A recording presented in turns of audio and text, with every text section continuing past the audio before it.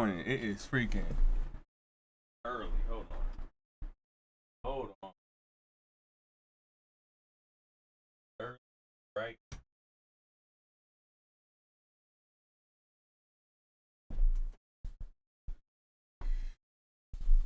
Good morning.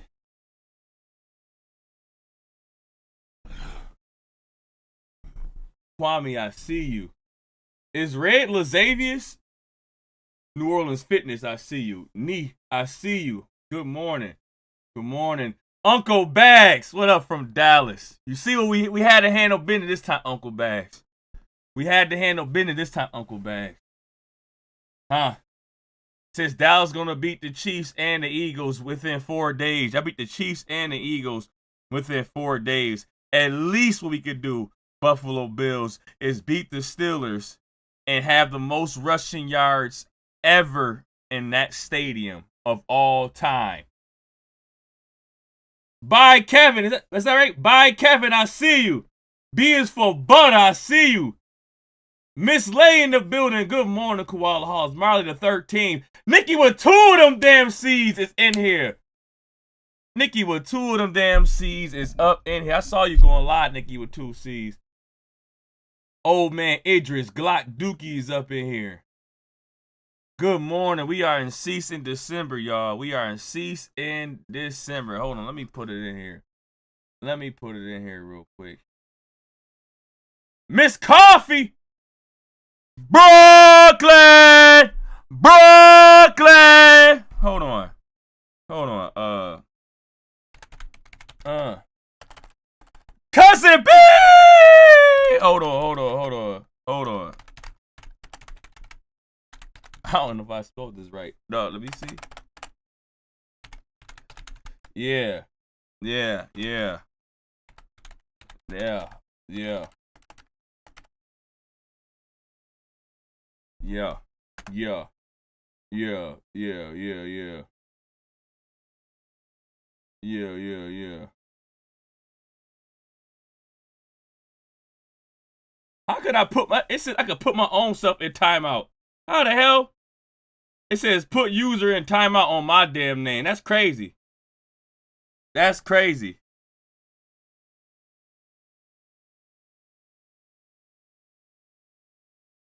The mustard shot. Let me go get my mustard. Hold on. Let me go get. Brooklyn, what's the word? Oh my God. Queen B, I seen you. Gotta play first of the month, Koala. Oh, it's the first of the month. Can't call it, homie. What's good? What's good? Brooklyn in the building. Tiffany is in the freaking building. I see you, Tiffany. Can't be serious. J Dollars showing me so much love from the NYC. J Dollars showing me so much love. Got 100 clips. I'm from New York. Hold on, freaking Cousin B. We know you in here. Cousin B, we know you up in here. We gotta talk about. We gotta play Cousin B theme song, y'all. We gotta play Cousin B theme song. I fucking wait. Hold on. I don't know why I said Cisco, Mystico. What am I talking about? Gotta play Cousin B theme song. Protected when Cousin B in the chat. Well protected when Cousin B is in the chat. I don't know what I feel like right now. Okay, well, that's what I feel like, Dan. See, I don't even know what I feel like. But now that's what I feel like. What the hell? Rob, wait. Y'all not understanding. It's Cease in December. It's the new episode. It's the next episode. We ready, y'all. It's Cease in December. Wake up. Wake up for the one time. It's Cease. Damn. I want to smoke weed every day, y'all. I know y'all want to smoke weed every day.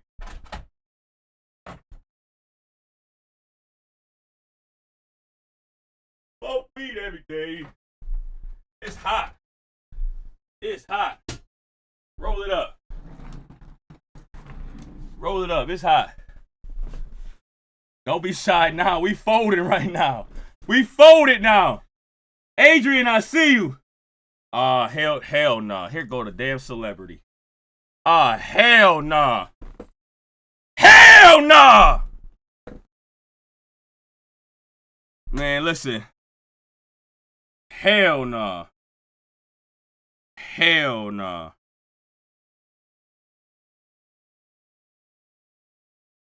Hell nah. Hell nah. Hell.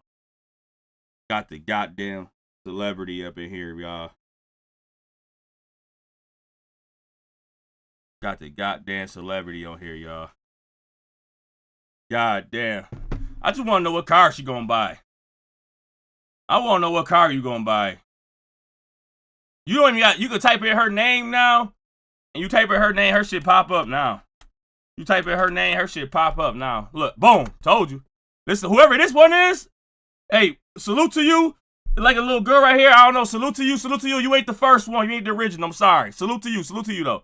You know what I mean? You type in her name now, that shit is popping up. Damn! 13K, 16K, 11K, 11K. This will also be eventually 10 plus K. Back to back, banger after banger after banger. She is doing something I have never seen before at this rate of her own subscribers, having 1.9 thousand subscribers, growing by the thousands. She is growing by the thousands in a short span of time. What, a week? It's been a week? 7 days. She's about to go up like this. She's about to be up to like 2,600 in a week. 2,000 subscribers in a week. Crazy, right? She's going through things. I just want to know what kind of car you gonna have, Slay Queen. I want to know what kind of car, when you start blowing up to the masses, what kind of car you gonna drive? And let me know the paint on that dang car, huh? Let me know the goddamn paint on that car, Slay Queen. Whenever you get to that point where you just pass everybody, let me know the goddamn. I'm just too happy. My bad. Slow down. You trying to play some other stuff. Slow down. I'm excited for all my content creators, not just Slay Queen, but Slay Queen is. You know what makes you feel like sometimes? And I don't want to dwell on this, but when you realize how creative the whole chat is, and how everybody has this certain swag, especially all y'all in the chat with the freaking, all the one-liners, all the punchlines. It's like, yo, y'all got so much creativity in the chat. It makes you think like, yo, what if I started at 18? What if I, instead of me being a fake PIMP, trying to get area codes all around the world, what if I was doing this at 18? What would I be at 35, right? It makes you think that sometimes, but everything is done for a reason. Everything comes together for a reason. So, but anybody out there that is young, man, you might want to start it up. You don't know what you might be freaking 10 years from now doing all this content. This content shit is for everybody, from my opinion. This content shit is for everybody. Depending on if you start now, depending on if you start at 18, and then 10 years from now, you don't know where you're going to be if you do this consistently for 5-10 years. And then seeing your channel just bless Koala. I see you. Lex Hobbs is in the freaking building. Lucky I see one today. Steven is in the freaking building. I see you.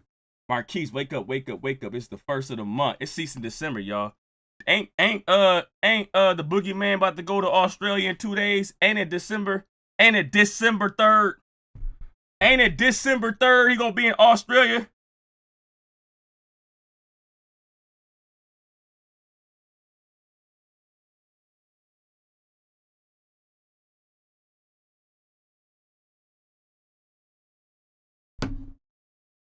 Our energies brought us together. Let's go, Lex Hobbs. Lex Hobbs in the building. You needed to get some flavor that you would have not had. You're right. You know what? You're right. The way I was at 18, I had a little bit of flavor, but the flavor definitely developed over time. You definitely right, Kwame. You're definitely right. Look at Cousin B. Just do it. You're right. 35-year-old me is better than 18-year-old me. I ain't gonna lie. 35-year-old me is more logical in the head. It's a lot of things I probably would have said at 18 that I shouldn't have been saying. I wasn't like that though. Maybe I don't know. Yep, on Wednesday. Lisa Marie said, yep, on Wednesday. On Wednesday, I could never start a channel, but I will always support all of the beautiful people, all the content creators. I see you. Thank you so much, Vina. Jess Toby said, Koala. I see you. Where was Lone Star and Kwame when I was red pilling? Like I was red pilling like a few days ago. I don't know where they was at. Y'all both wasn't in the chat. The last live. I think it was the last live. I think I started red pilling a little bit. Where was y'all at? When I start red pilling, y'all gotta freaking calm my ass back down. Bring my ass back down to earth. We was talking about the freaking wife.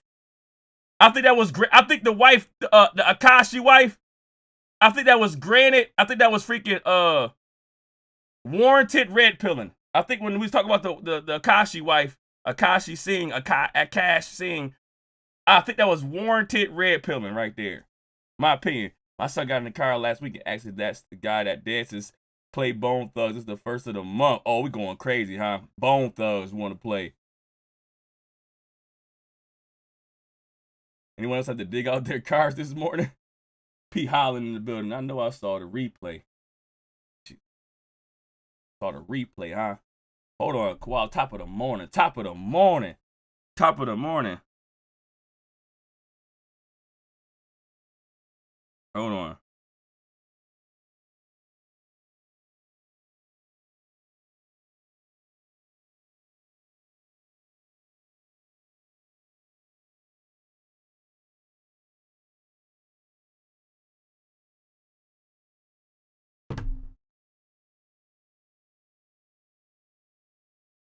Dookie haven't got that far yet, but it's getting there. Many have told me to start my cookie channel.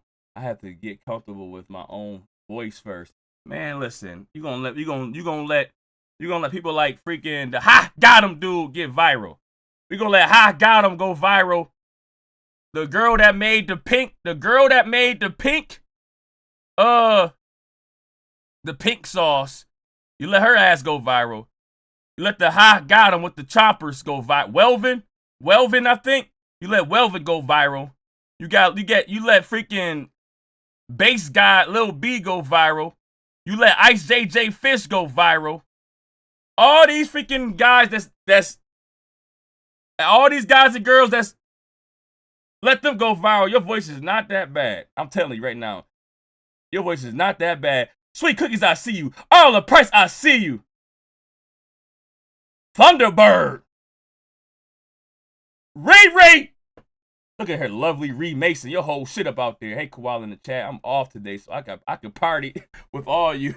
Let's go.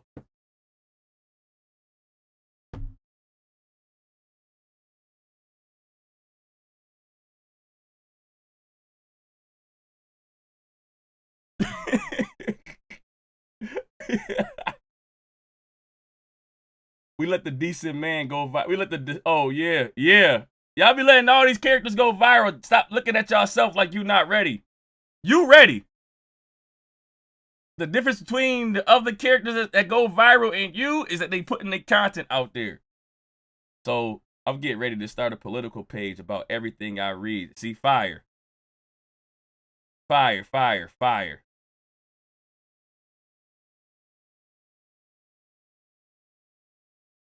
Why your mind in the gutter? Oh, I heard mine on all of it in the damn gutter. What I had to say? Yeah, man, put that camera on. Yo, we got some shit to talk about, by the way. Put that camera on, and you go be weird as hell. You put the camera on, and you gonna be weirded out. My voice is freaking. I got like a chipmunk type of voice, so my voice ain't even a voice that's like attractive. I gotta do other shit to be attractive. I had to front. I had to stunt. I had to stunt. Hat low. You know what I mean? Iced out skull head belt. Designer jeans. What was Jeezy jeans? What was Jeezy? I think Jeezy had a brand where he had the freaking design on the front. I had young Jeezy jeans with the sign on the front. Huh? I had the wait, hold on. What the hell is I had the young Jeezy jeans on the side. What the hell was it? Was they Lot 87 or some shit? Like what the fuck? Was it young Jeezy jeans? Oh! What was it called? 87 something. It had a design on the front though. I had a design on the front. I had this squeaky ass chipmunk voice. Everybody can't have Cousin B voice. Everybody can't have, yo, what's the word? 8732? Yo, what's the word? Yo, what's the word? Yo.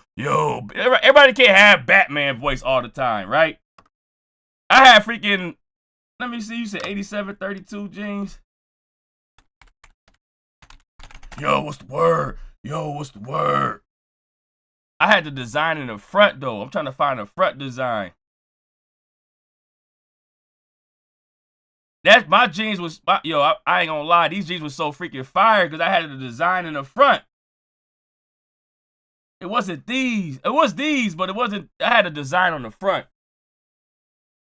Everybody can have Cousin B-Boy, so while I'm over here with a chipmunk voice, I'm up there trying to front, dress to impress. I'm up there being like Young Jeezy. I'm being like Young Jeezy. Huh? I'm Young Jeezy. Don't get mad at me for being Young Jeezy. Early. Get this one out of here. Who this person right here? Who this karaoke? Get that karaoke music the F out of here. Get that person up out of here. That's definitely Boot. Thank you, man. We had to cleanse the chat. We had to cleanse the chat. Yo, y'all be doing.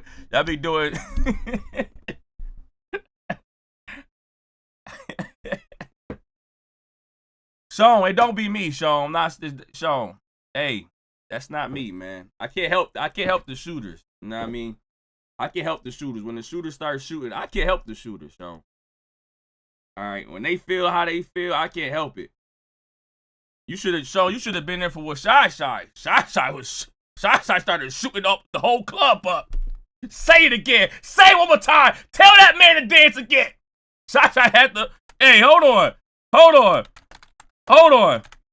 Yeah, I can't help the shooters. Don't. Even if me as the person, I'm like, y'all might have to chill out. When the shooter started shooting, I'm gonna let him shoot. And Shy was like, yo, say it again. Tell him to dance again and see what happened to you. When she had said it, when I'm up there laughing through it. I'm like, you know what's all right. People sometimes get into the moment. They see happiness, they see dancing, they get into the moment. But Shy wasn't with us. She said, don't tell him again, sis. Hey, sis, don't say it again, all right? She said the second time, oh, you playing with me? Oh, you playing with me? All right, bet. You playing with me? It better not have stopped. Rumorville, this your freaking first live?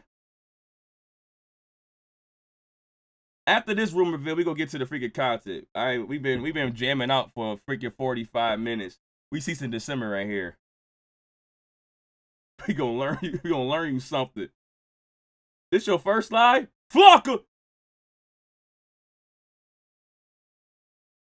Oh, you always picture playbacks. Okay, you see what's going on then. You can see what's going on. All right. That's what's up. Rumorville, I'm glad you're here. Thank you so much for being here, Rumorville. New Orleans, huh? You already know who my favorite rapper of all time is. From the NO.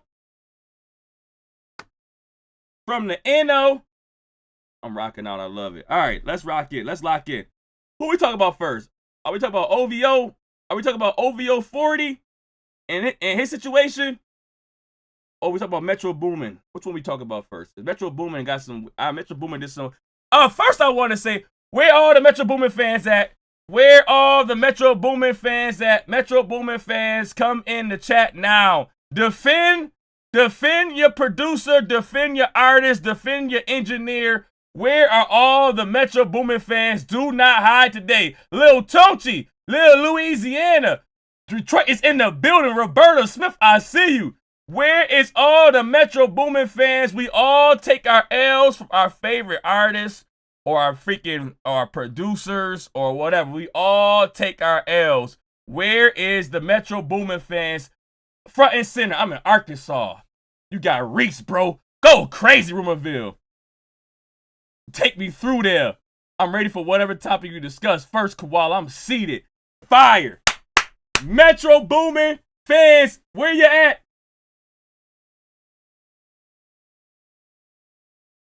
Today I learned when you speak to people 3 times and they don't address you, those 3 times were the last times. Oh, crazy, Dan.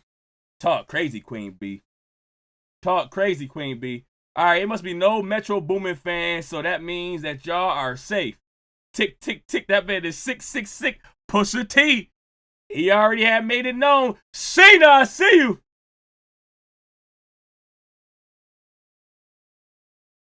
All right, Metro. All right, so no Metro Boomin fans. Cool. So nobody gonna be like, damn, that's my guy. Nobody gonna be like, damn, that's my guy. Huh? Adrian. Nobody's saying, damn, that's my guy. Don't be shy now. Where y'all at? Nobody? Atlanta in the house. We up in here. Vicky Davis. Now, Atlanta could be in the house, but is Metro Boomin not from Atlanta? I think Metro Boomin from like Memphis or something.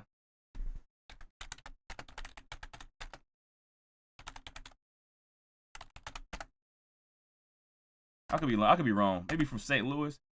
Damn. Metro Boomin hails from St. Louis, Missouri, where he was raised before moving to Atlanta. So he said Metro Boomin tried to be in Atlanta South. I can't even be like that because Ludacris not from Atlanta, and I swear to God, that man is Atlanta to me. Even though he like Ohio, but Ludacris, you Atlanta to me.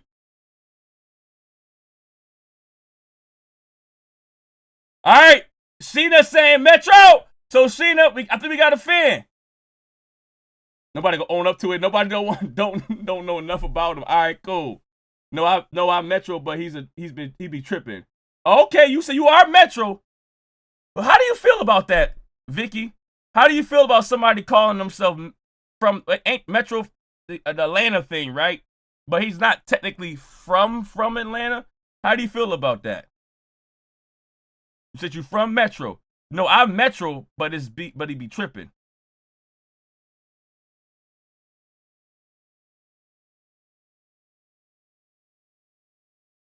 I'll claim if nobody wants him.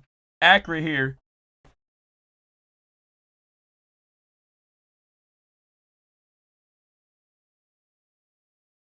It's crazy how people of the city like it's theirs. Ludacris, I'm sorry, Tip. Ludacris got away with it. I thought that man was all the way, if not Atlanta, all the way Georgia. Nah, he was Ohio. Usher low-key ain't either. I like Metro. He's Atlanta because he helped form that sound. We still don't trust you though. All right, okay, all right. I'm with that. I like that. Okay. He's not from all. He just cosplays. Sending shots from South Africa here for the pack out. Don't be shy now. Thank you so much for the 5 again, Rooters. I appreciate you so much. Perpetrated a fraud. Didn't know nothing about that fool till I heard like that. Luda from the Midwest. He not from wait.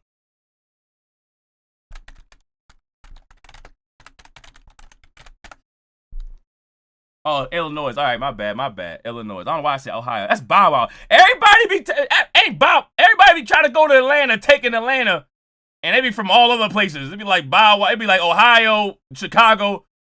Everybody else be from not in Atlanta for real. That girl started calling everybody out. I remember that one song. She's like, Ludacris is not Atlanta. She started calling everybody out. It's not Atlanta. It's that one song I got from her. She one song and then disappeared. You not Atlanta.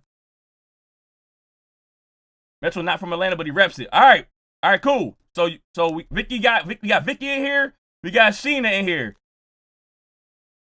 Let's go crazy. That's like me cosplaying when I went to freaking Alabama and I was cosplaying like I was from freaking the grimiest parts of the city. I'm from Brooklyn. I would say I'm from New York. But I didn't let them know where in New York. I just said I'm from New York.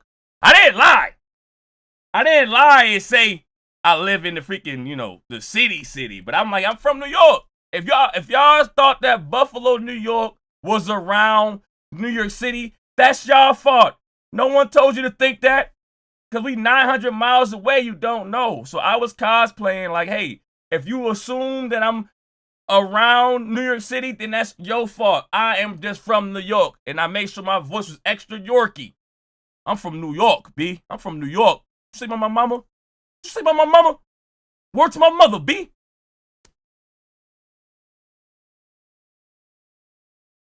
Not another hood like a bad bitch.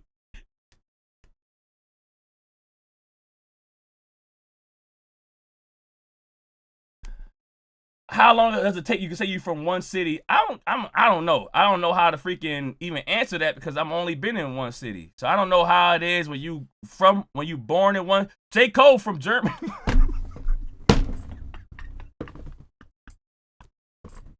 J. Cole from Germany, and he was just talking about all the struggles of North Carolina. I'm done. I'm from New York, B.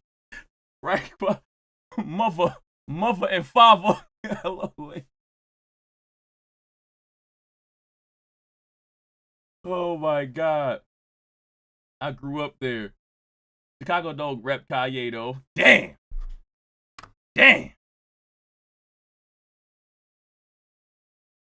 Kanye was born in Atlanta but reps Chicago. Everybody be lying. Yeah, it's like 20, 30 minutes to get to Canada. The border, the Peace Bridge, right? I could look at the Peace Bridge probably out my damn window.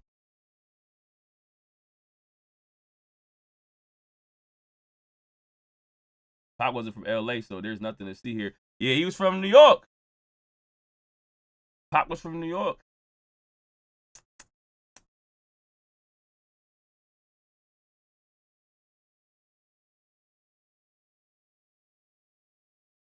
And I've been in Buffalo my entire life. I've never been in New York City. Fire experience. When you meet people like Jay Dollars, it's a great experience. It's a great experience when you meet the people, when you finally meet the people you wanted to meet. It's a great experience.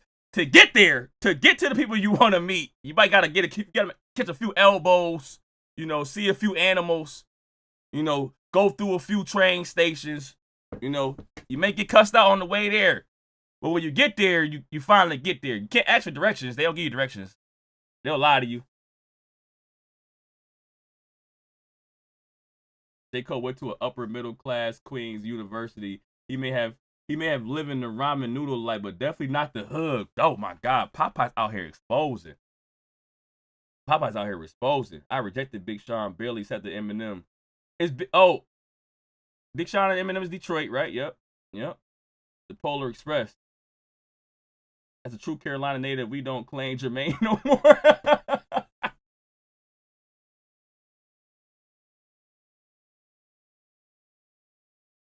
Hey y'all, hope all the call. All right, my bad. I keep on looking at all y'all freaking talking. My bad. Y'all messing me up.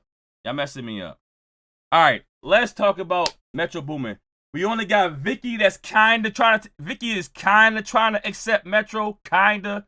And who else tried to accept Metro, kinda? It was Vicky and who else? Who else was accept? Let me scroll back. It was Vicky and somebody else tried to kinda accept Metro Boomin.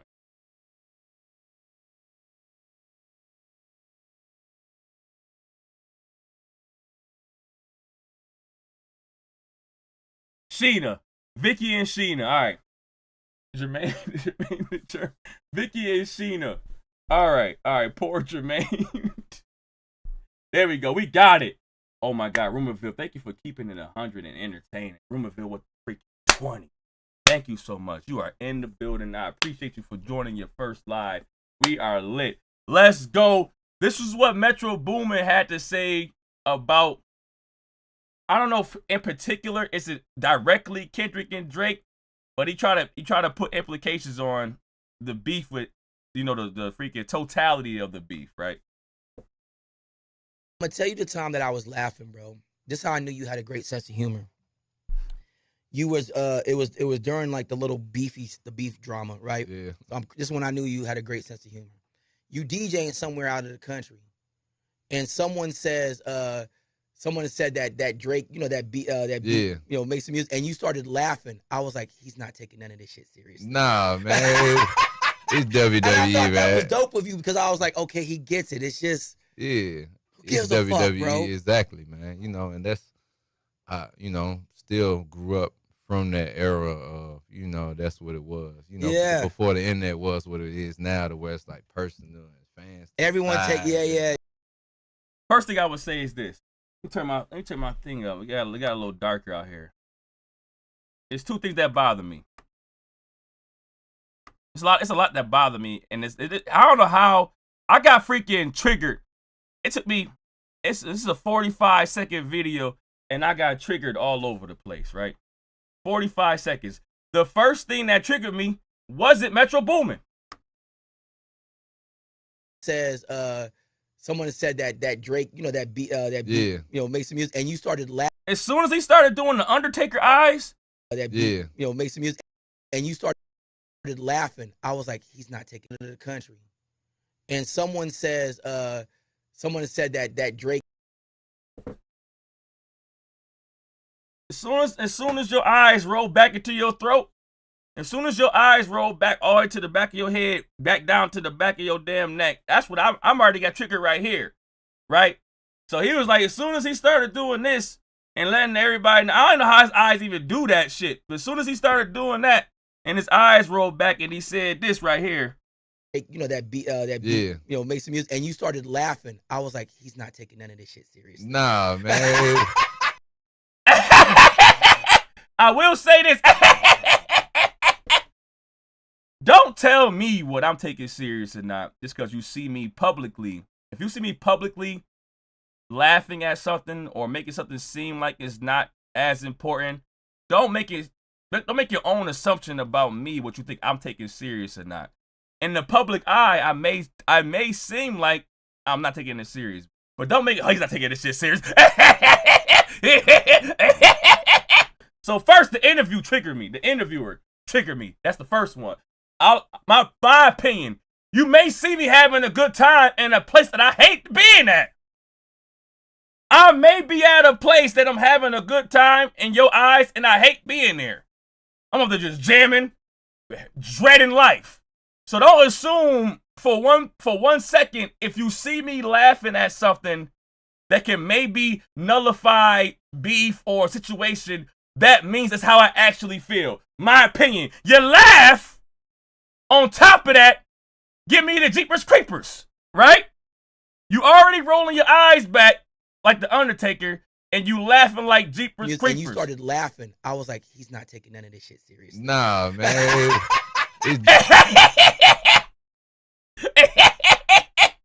Goddamn, Wicked Witch. Fuck, Hansel and Gretel. My pretty. I'm already mad, right? The interviewer does seem shady, right? The way I read body language, laughter, eye rolls, whatever. I can tell you right now that this dude is not 100% a Kendrick Lamar fan based on how he tried to pull out there. Oh, I could tell you weren't taking this whole Drake beef thing serious anyways. This whole Drake Kendrick whatever. This whole Drake Kendrick whatever, Metro, I can tell when you laugh, you weren't taking this shit serious. You weren't taking nothing. That's the first thing that triggered me, right? The first. Thank you, Marquise. That's what I saw. Right? So, the second thing that triggered me is Metro Boomin trying to act cool. This is not even Metro Boomin voice, by the way. I'm trying to tell you. You gotta play these fake voices. It's not a Metro Boomin voice. I heard his other voice. I forgot what other thing. The dude got a lighter voice, but on here, it's like, nah, man, yeah. Hold on. Nah, man. This dude sound like Kawhi Leonard. Hold on. He's not taking none of this shit seriously. Nah, man. It's WWE, I thought man. that was dope of you because I was like, okay, he gets it. It's just, yeah. It's WWE, fuck, bro. Exactly, man. You know, and that's, you know, still grew up from that era of, you know, that's what it was. You know, before the internet was what it is now, to where it's like personal and fans. Everyone take, Breaking news: Kanye West scammed Africa with a fake ass accent. Please peep that. These ninjas weird out here. Thank you for the 5. Now, thank you for the 5 so much. Thank you so much. Now, before we get to the WWE situation, Metro Boomin, what are you talking about? Metro Boomin is 32 years old, by the way. He's 32. Grew up from. He was born in 1993.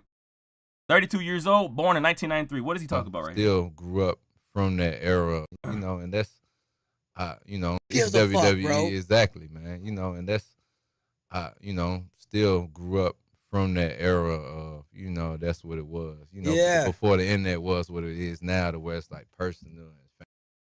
What is he talking about? what part of him growing up was it WWE to him? He said that that's just WWE stuff, because back then that's what it was. That's what the internet, that's what it was back then before all this internet stuff and taking things personal. What was WWE? I want to know what Metro was talking about back then when it was WWE. He could be talking about Ice Cube and NWA, right? That was a WWE. He could be talking about Tupac and Biggie. That didn't seem like it was WWE.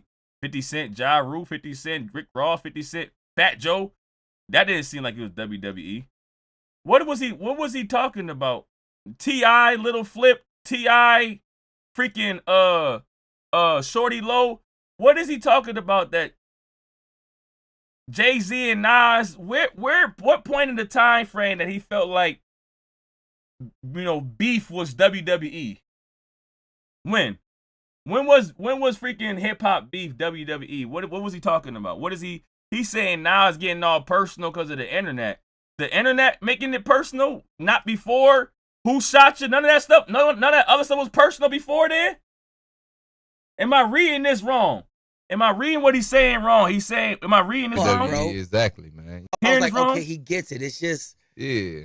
Who gives a fuck, bro? Exactly, man. He gets it. It's just, who gives a fuck, bro? That's how I know these weirdo interviewers here. It's dope with you because I was like, okay, he gets it. It's just, yeah. Who gives a fuck, bro? Exactly, man. And that's, still grew up from that era of, that's what it was. Before the internet was what it is now, to where it's like personal and fans. Everyone take. When was it not? When was it? What he's saying is entertainment. So what am I reading wrong? I see WWE is fake, so it's essence you're saying battle wasn't real. That's what I'm confused at. Entertainment, not really no real beef. So is he saying back then, before the internet was what it was, where you're getting all personal? That's what he's saying. I'm reading. Am I hearing this right? Am I hearing this right? WWE, bro. Exactly, man. And that's, it's just, yeah. Who gives a fuck, bro? Exactly, man. And that's, still grew up from that era of, that's what it was. Before the internet was what it is now, to where it's like personal and fans. Everyone.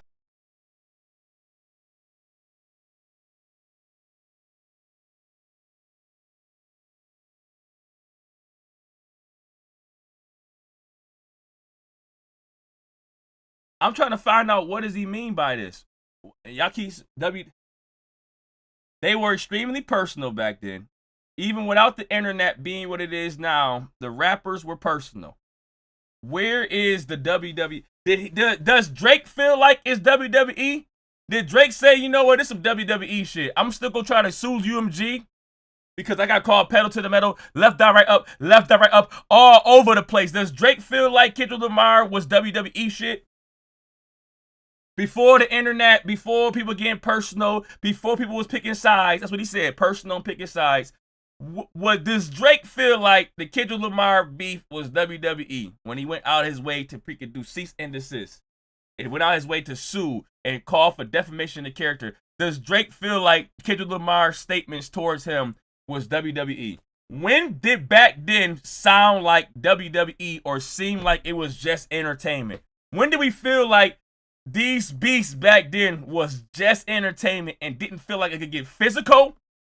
I'm not going to say no names or how things got physical, personal, blatantly physical, in studios, in the streets. It's a lot of documented things without the internet. I'm trying to find out, what is he talking about back then on his era where he grew up. He's 1993, by the way. When he grew up, it was just that. It was nothing more than just WWE shit. And now the internet makes it more personal.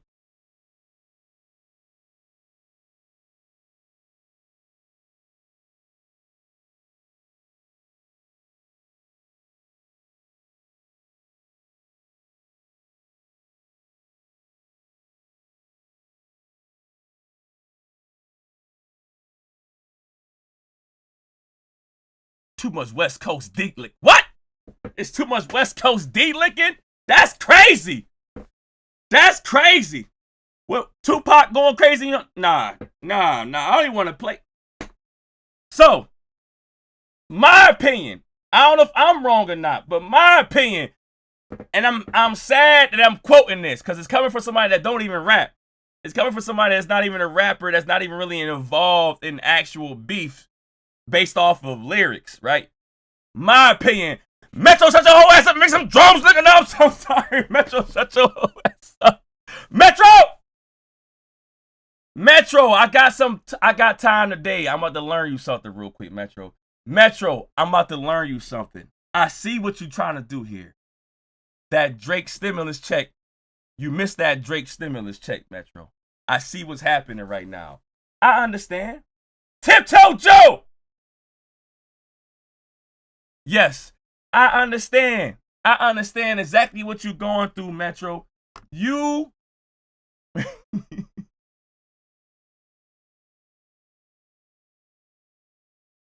you don't have your Drake stimulus check no more, and you're going through the boogeyman withdrawals, right?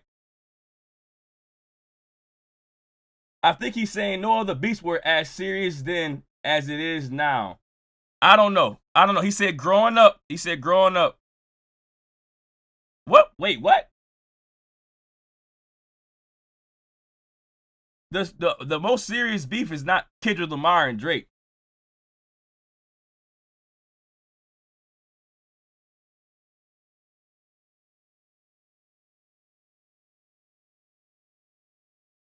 Yeah, Kwame, if that's what he's saying, then he's limited in knowledge. I'm about to say, so I don't want to go off of Metro Boomin saying, because obviously he's clueless. I will say this, I know why he's talking like this, right? Metro Boomin says hip-hop is alive and well, as Like That reaches #1, right? You're going through Boogeyman withdrawal. I got you, right? I understand. You're going through Kung Fu Kenny withdrawal, Boogeyman withdrawal, and you're lacking your Drake stimulus check. See, without Drake, you had Kendrick Lamar for a short period of time, and he blew up the charts. He made your album hit #1, and on top of that, you have the #1 song. The only #1 song on that album was Kendrick Lamar, right?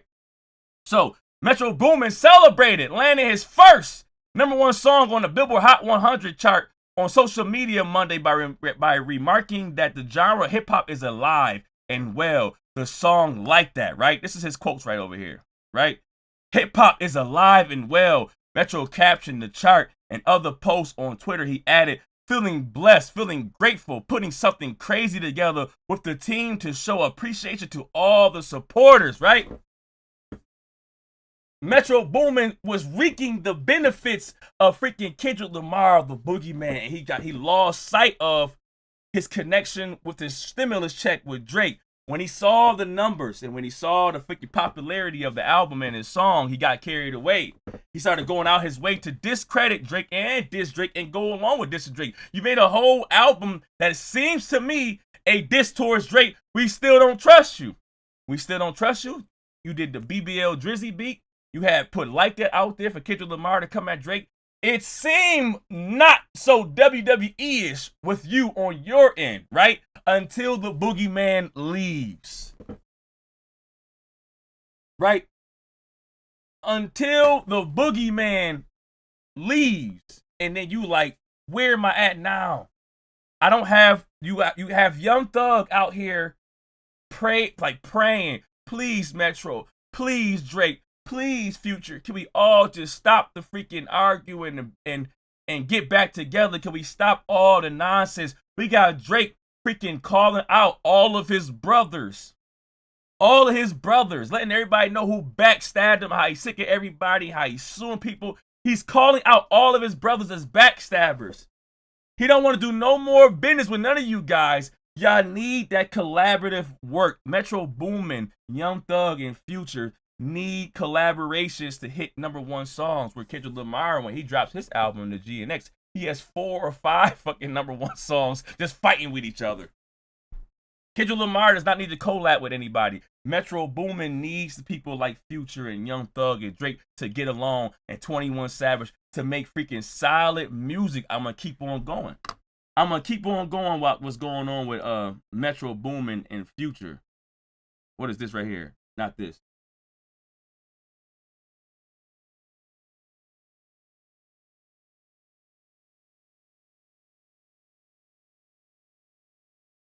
I want to go right. Is it right here? Yeah, this is what I want, right? No, not this. This is not. Yeah, this is it right here.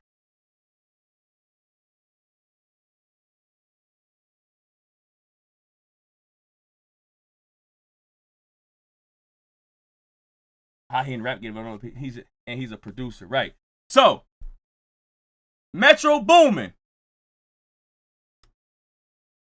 Metro Boomin's A Futuristic Summer mixtape release on August 1st, 2025 features a lineup of artists including Future, Gucci Mane, Young Thug, T.I. The mixtape is hosted by DJ Spins and pays homage to early 2010s Atlanta hip-hop scene, aiming to revive the energy of the mixtape culture. Debuted at number 23 on the Billboard. So, We Still Don't Trust You debuted at number 1. Mixtape Futuristic Summer debuted at number 23. When your mixtape or your album start debuting at 23, you start saying, this is some WWE shit, y'all. You start realizing, hey, hold on, wait a minute. I really feel like I did a lot. I did too much. I'm going through Boogeyman withdrawal, and I just dissed Drake all over the place. I'm going to try to now nullify the pain. I'm going to try to figure out a way to try to, make amends and say this is just WWE shit, even though Drake is over there suing everybody. So please don't take my BBL Drizzy freaking beat to heart. Please don't take my whole album of the whole part of this beef that made Drake spiral out of control was your fault. I haven't seen this album or whatever it is, so y'all let me know how it was, but it seemed like on the Billboard it was trash. Metro Boomin, it's your fault. You allowed Kendrick Lamar to have a platform to start up Armageddon, Metro Boomin. So you feel like responsible for what unfolded because you allowed Kendrick Lamar to go on there and diss J. Cole and Drake, and that ended up being Drake's demise. Drake ended up spiraling, ended up suing, ended up being all of this exposure that Drake has got in his career being tarnished. It started from Metro Boomin. Now it makes sense. It started from Metro Boomin. Like that. Is it that easy to say to Drake, hey, it's just WWE shit, Drake. Don't worry about it. On Drake's side, I'm going to say he's going to be like, no. You allowed Kendrick Lamar to do that on your album. And then he carried on to destroy me for the rest of my life. Losing everything I know about me. I have never hit a #1 song ever since I have said I'm one away from Michael. Ever since I have said I am one away from Michael, I have never hit a #1 song. But, Metro, you have also not got a #1 song after Kendrick Lamar. Future, you have also not got a #1 song after Kendrick Lamar. The only person getting #1 song is Kendrick Lamar. Right? I can't put that on Metro. Metro put that like that on his album. It started from Metro. This whole thing started, even though Kendrick Lamar could have dissed Drake on another song, it just so happened to be on the We Don't Trust You album. It all was a response to everything happened to respond to Like That. Push-Ups responded to Like That. Taylor Made responded to Like That. Like That hit like #1 for like 6 straight. It was like #1 for like 6 straight weeks too, by the way. It all started from Like That. Judy, I see you.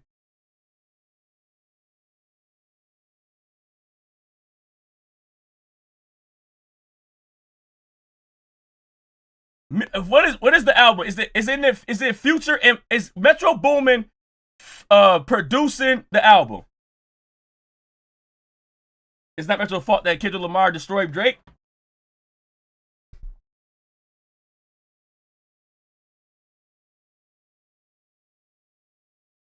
All right, let's say this. Let's put a scenario out here for y'all. And let me know how y'all feel about the scenario.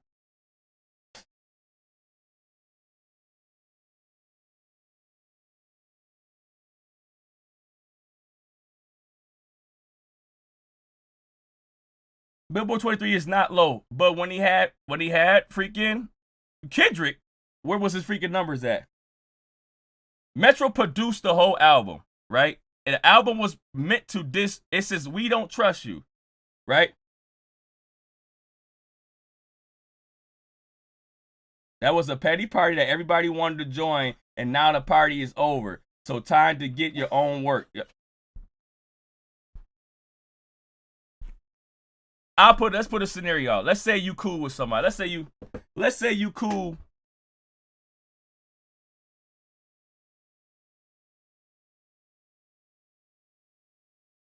Metro left the verse on his album. You saw how Pusha T had felt about Travis Scott, right? What did Pusha T say about Travis? If y'all defending Metro saying that, hey, it didn't start from Metro ain't got nothing to do with Kendrick verse. Y'all defended, are y'all defending also Pusha T take on Travis Scott? Saying how Travis Scott always around, it doesn't matter who's Travis Scott cool with. He dances around industry artists. You can he'll be on a Drake song, right? And then he'll party with freaking Metro Boomin and Future playing like that. Should Drake take offense to freaking what's his name? Should Drake take offense to Travis Scott for jamming out to like that dissing Drake?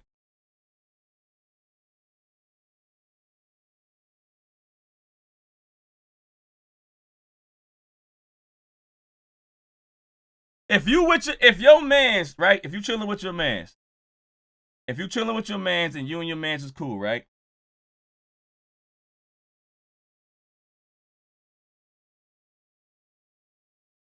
Do y'all agree with Pusha T take on Travis Scott? Do y'all agree with Pusha T take on Travis Scott? Saying that Travis Scott will be on a song with you and he'll be having a good time with you, and then he'll go to another song dissing you, and then he'll go to another song. He'll jump from place to place. Do y'all agree on Pusha T take on Travis Scott?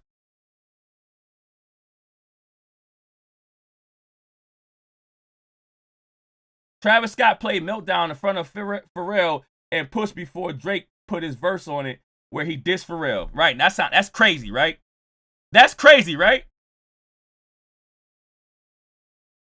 So does Metro Boomin get a pass for not freaking having Kendrick Lamar on his freaking produced album? Do you think it worked like that? Like, do anybody think that it works like that? And like, let's go like album wise. If I produce an album or I freaking clear a verse, and this verse disses another artist, does that artist only take offense to the verse? Or does he take offense to the whole project? Like, yo, you gave him a platform to diss me. Do you think people in general, us as humans, do you think that if you do something foul to me, right, and this guy is chilling with you, if my best friend is chilling, if Cousin B, if somebody, let's say a random person did something foul to me, and right, he just went all his way to say something foul to me on his own, and then I see Cousin B chilling with that dude that said something foul to me. Should I freaking give Cousin B a pass? Like, you know what? I don't rock with that dude, but you could chill with him if you want to. Not like on no wild shit, but should I give Cousin B a pass? Would y'all give Cousin B a pass? Would y'all give y'all let's say your right hand or your man's, somebody else is dissing you, and then you see your man's chilling with that person that was dissing you, and take it a step further, they playing the song that's dissing you, or playing that so-called verse that's dissing you. It's hard to lead a chat. Hassan, I see you. The whole project, Judy, was We Don't Trust You, and it's putting on features of Weeknd, Future, Kendrick Lamar dissing Drake. How is this not Metro Boomin starting off?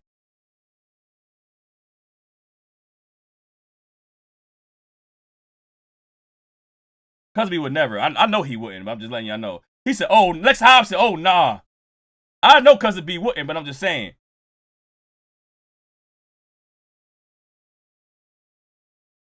I might give it a pass, but I'm side-eyeing him in the future. That's why you don't trust folks.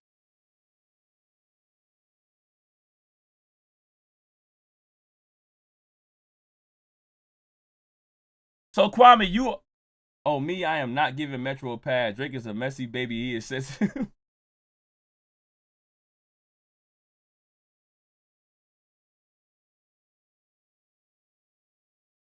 That's like K. Dot this a TDE because he got PG Lang. Right. It's up for Cousin B. Chico in the building. If they were friends, but he worked, but how it worked out together, I would keep my eye on him.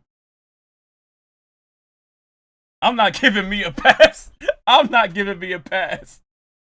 So basically, what I'm trying to just get at is that even though Metro Boomin is not, he didn't make the verse, you gave Metro, Weeknd, and Future the platform to diss Drake. So the freaking #1 song, and you remind you in 2023, there was like no #1 hip hop songs in like the past 30 years. So the first #1 song in 2024, not the first #1 song in 2024, but it was, I forgot which one other ones before that. I forgot which one. I think it was like a Travis Scott one, and I think maybe a Tyler the Creator one.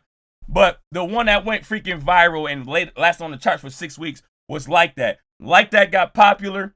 Drake had to respond to Like That. Drake also had to be looking at everybody like, yo, it's a 20v1 because Weeknd, Future, Metro, all you guys is going after me, and Kendrick Lamar. So Drake had felt like, yo, you guys are against me. Off of Kendrick Lamar verse. Now that you get the #1 verse, hold on, you get the #1 song, right?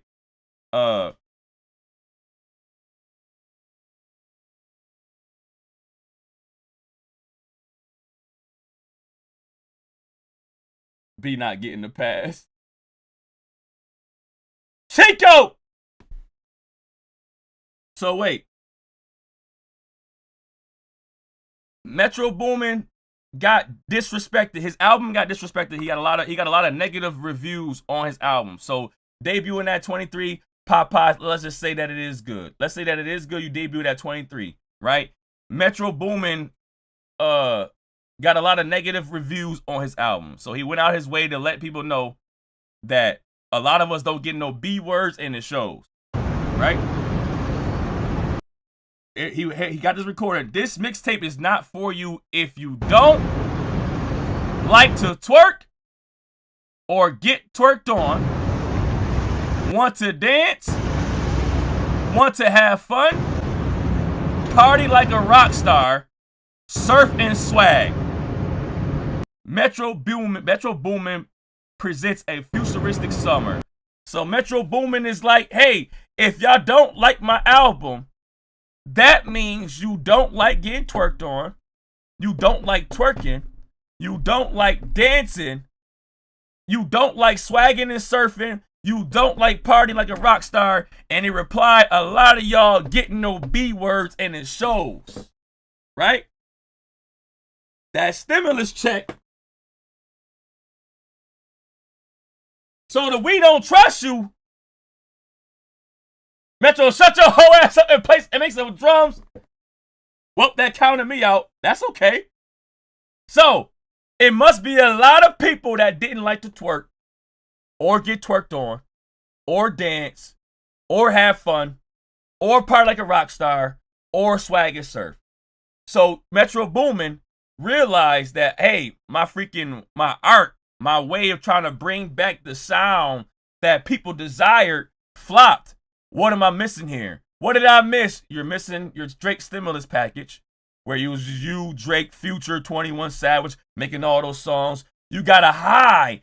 You was on a high. The difference of Metro Boomin in 2024, the difference of how he talks right here. Here, a lot of y'all getting no B words in the shows, right?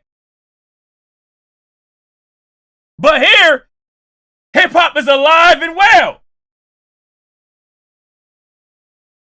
Wait, hold on. Y'all not. No, y'all not. Hold on. Where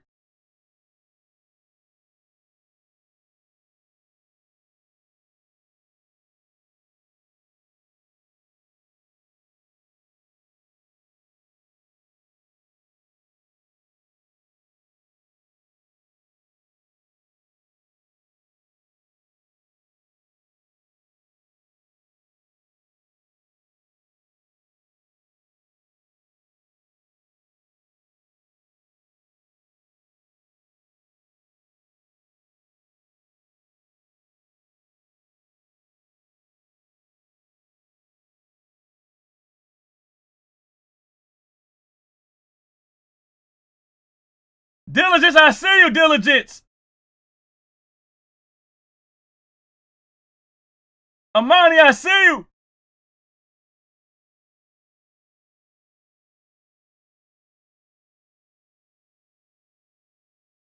Y'all be saying that forgive and don't forget crap. Y'all be saying that forgive and don't forget crap. A grudge gonna last longer than me. My grudge gonna get older than me. My grudge gonna get older than me. The difference of back then, the futuristic summer was y'all getting no B words in the shows. Now it's hip hop is alive. Back then, hip hop was alive. Now y'all getting no hoes, right? Why we don't get no hoes? We don't like your sound. We don't like your music. Now we don't get no hoes. But back then, hip hop was alive with Kendrick Lamar. So you miss out on your stimulus check, cool, right? You miss out on your Drake stimulus package. You already freaking burnt bridges with that, and then you freaking don't have the boogeyman next to you no more. So you had that boogeyman high. They had that booger sugar. You had the boogeyman high, and then the boogeyman left you, so you're going through boogeyman withdrawals. You was like, hip hop is alive. Hip hop was alive and well. Oh my God, we at the top. We at the #1 spot, and then you never hit the #1 spot ever again, right? You never hit it again. Hip hop was not alive and well like you thought it was. You make your own futuristic sound where you want to have people pop ass and shake and dance and rock and dance and move your hands like this and dance away like that. And now we all get no bitches. Now you say that because your album didn't freaking go well as you wanted to go, now we get no B words in the shows. This mixtape is not for you if you don't like to twerk, want to dance, want to have fun, party like a rock star. Now we get no freaking hoes, right?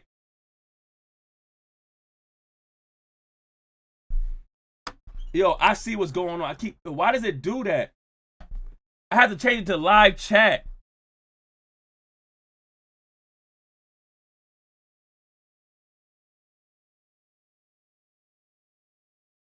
It's always on top chat. Why does it do that?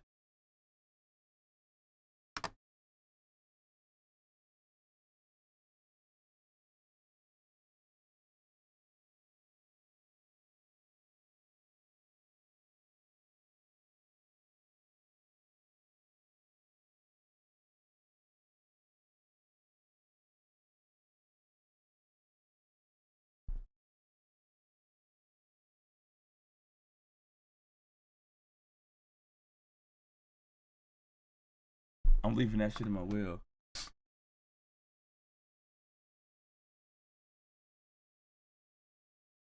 Why?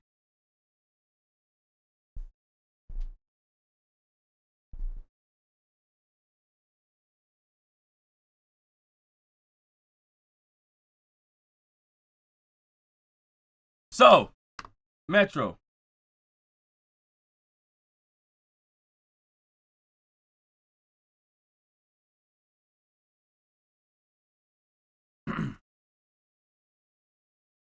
Just because you do WWE stuff, Metro.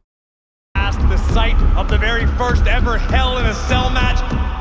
We cannot wait to get to Atlanta the first Saturday. Cody, man, we just gonna sit here in this broke down ride all the way to October. Metro.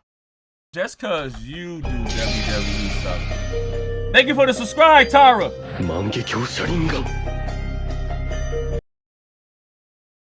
Metro, just cause you do WWE stuff, Metro, don't put WWE stuff with the Kendrick Lamar and Drake beef. We understand what's going on. At least I understand. I understand what's going on. You had a high. Before the Kendrick Lamar shit was going on, you had a high. You had a high. You was living your best life. You was having Drake. You was having Future. You was having 21 Savage. You was having Young Thug. You was living your best life. Things started parting ways. Young Thug getting locked up. You fell off with Drake. Future by himself. When you realize how many #1 hits that Future got, and it's because of Drake, it's a collaboration effect of Future. Right? You was on a high. Then you fell out with Drake, and then you had to find another sound. You found Kendrick Lamar. Kendrick Lamar put you through the roof. Hip hop is alive. Understandable. Hip hop is alive. It's alive and well. We are on our way to the top. Kendrick Lamar doesn't chill with y'all no more. Kendrick Lamar left y'all behind. You and Future have this weird way of showing which side to choose, right? All that pandering y'all was doing. Because Future, even himself, when that beef was brewing, Future found his way to troll through that beef. However, he did.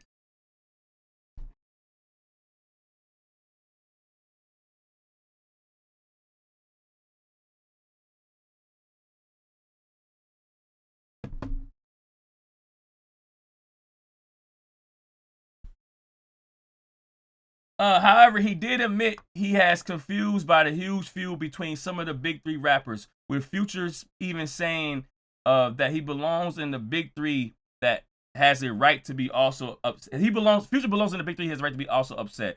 I'm supposed to be the one who gets mad. I'm still confused about that, he told GQ. Nobody cares what I think. That's what was so effed up about this shit, man.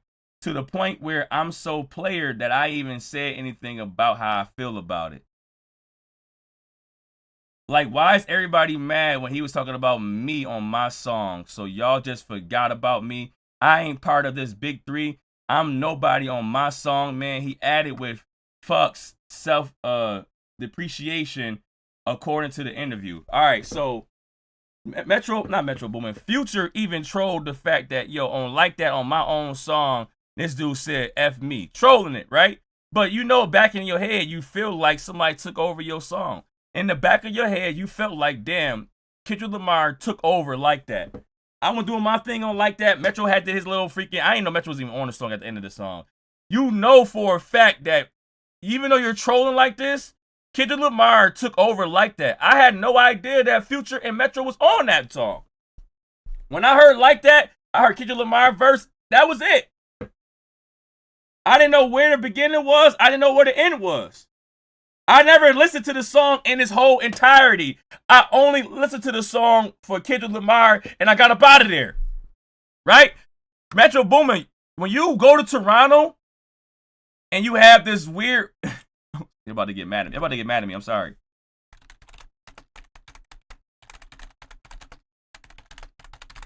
Is it WWE if Metro Boomin goes to Toronto and play Like That? Kendrick featuring Kendrick. Is it WWE when Metro Boomin goes to Toronto and then play Like That?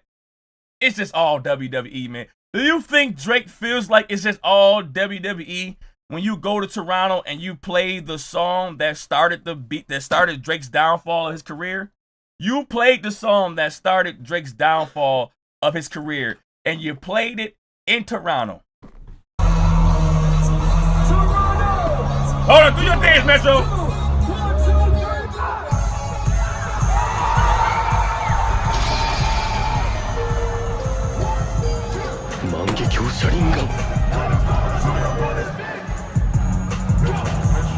You know how sometimes you just can't hide. You can't hide Goofy sometimes. Sometimes even though you try to be, yeah, man, yeah, it's just WWE shit. Yeah, nah, it's just WWE shit, man. Nah. You know, we don't take none of that shit serious, man. You know how you try to act cool, you try to act real cool, and then the Goofy just fall out. Sometimes Goofy just fall out. You can't. Sometimes you can't help it. It just slide out. My bad.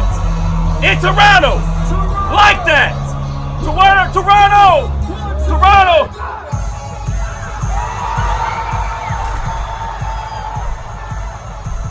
Hold on.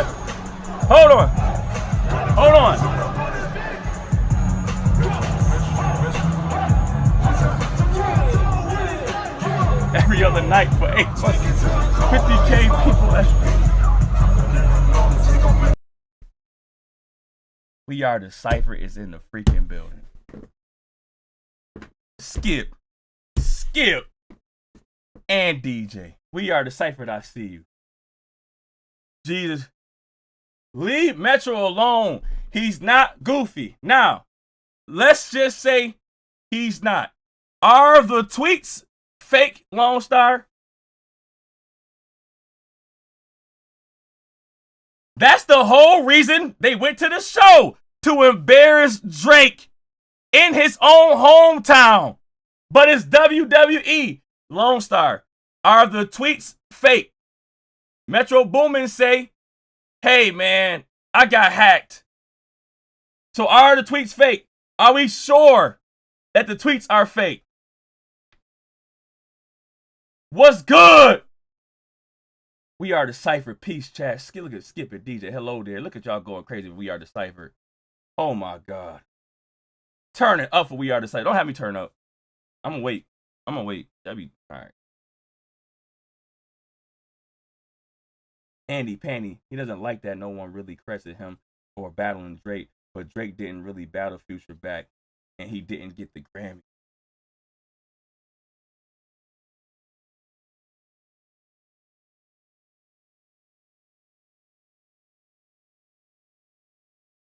Are we saying the tweets are fake? Lone Star said, yes, I 100% believe him. So let's just say this. Are you saying that, are we giving teenagers passes? Because in these tweets, it's 17-year-old to 20-year-old Metro. It's 17 to 20-year-old Metro. Different years. So different years of freaking hacked tweets. Different years, right? 17-year-old to 20-year-old Metro. Are we giving 18, 19, 20-year-old Metro a pass? Do you grow better even though you say wild things in your freaking 19, 18-year-old years? Lone Star said absolutely. They are absolutely hacked tweets. Yo, Popeye, you changed your Bunzid. That's not Popeyes, is it? Bunzid Metro got hacked. Nick says I need some sleep. I call him Metro grooming.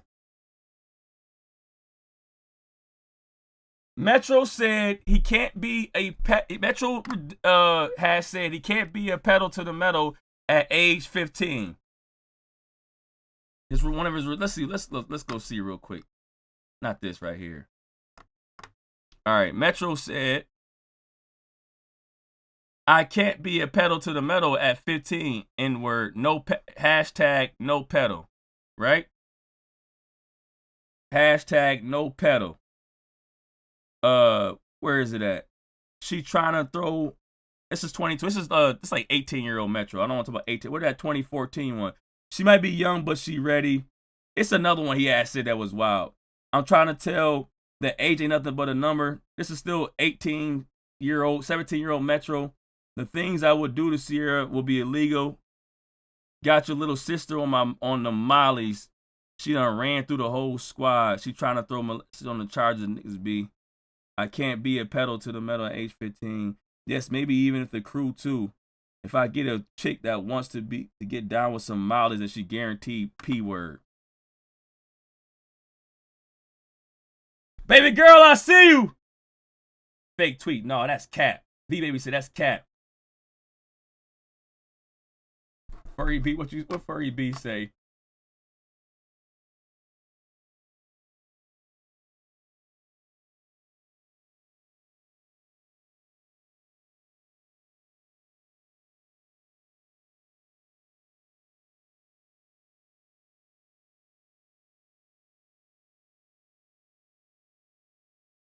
Hey, they Metro said he got hacked. Every time, you know what's crazy though?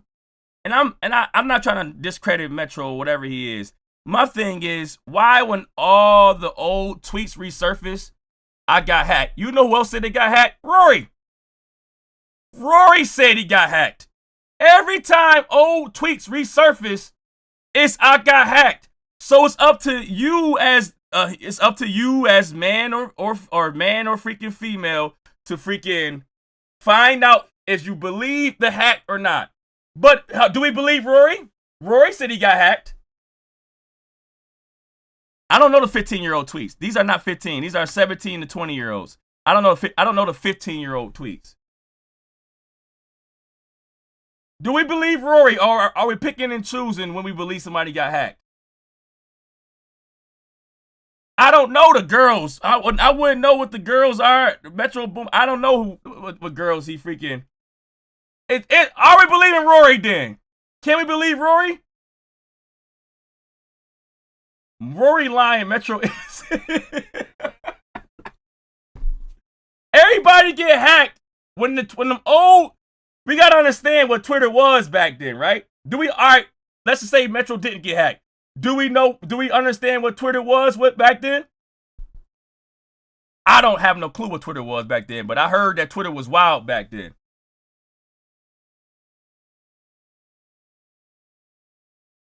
Metro, okay, one of them is 20. Okay, one of them is 20. It goes further to 20-year-old Metro.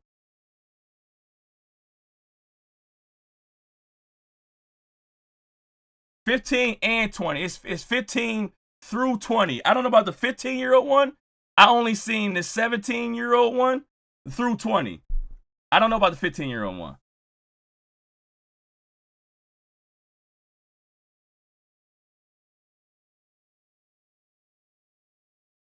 It's coming up throughout the years. We don't believe no two. On that gaming, I see you. I got hacked as the freaking the get out of jail free card. I'm not saying that he didn't get hacked. I'm just saying every time old tweets resurface, the person say he got hacked. I'm like, yeah, you got hacked. Your old tweet is yeah, we went into your shit that you probably deleted and now they out there. That's what the hack is.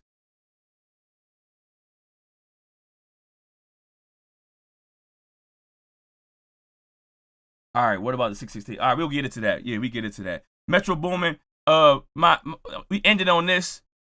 I don't agree with what you had said about saying it's WWE because you had also made it known that back then was WWE and then now it's not, where there's internet shit and everybody taking it all personal. It was personal back then. It was real rap beefs back then. You think all them fightings and alleged shootings and it's a lot of things that happened back then that didn't scream to me WWE. So when you up there saying that it's just WWE shit, that's what I grew up on in my era. What era are you from? You say you from 1993. What era are you from? You in 1993. Where was it WWE? Is that Pac and Biggie? Is Pac and Biggie WWE to you?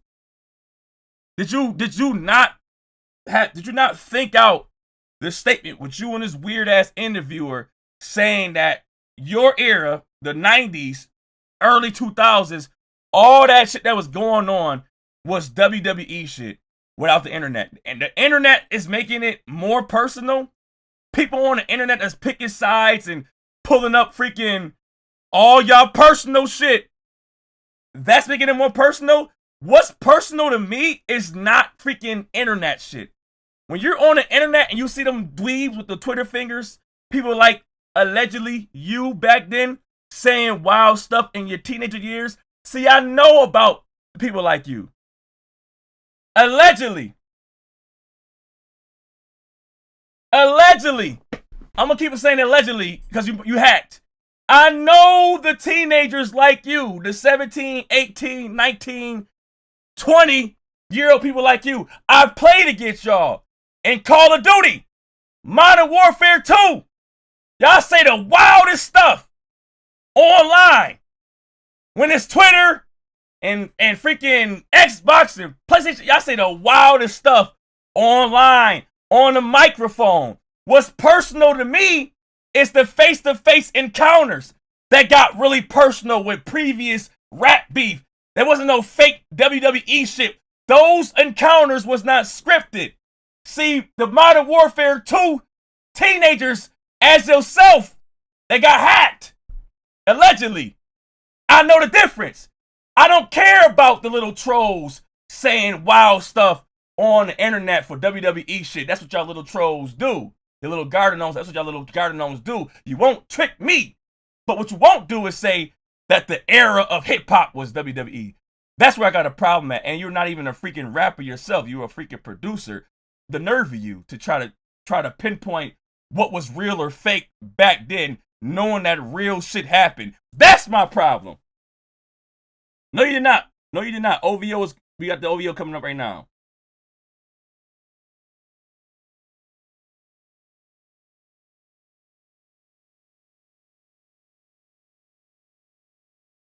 if nobody can, I don't know how to take this any other way but him discrediting what hip hop was really. It was dangerous to get into beef in hip hop, and he's downplaying it as WWE shit. So I'm trying to figure out how the hell did he think that the internet makes it more personal than what it was back then? What makes him think that? What makes him say this?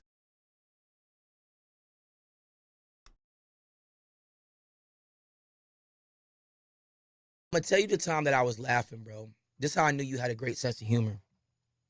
I can't stand this dude. You was it was during like the beef drama, right? Yeah. This is when I knew you had a great sense of humor.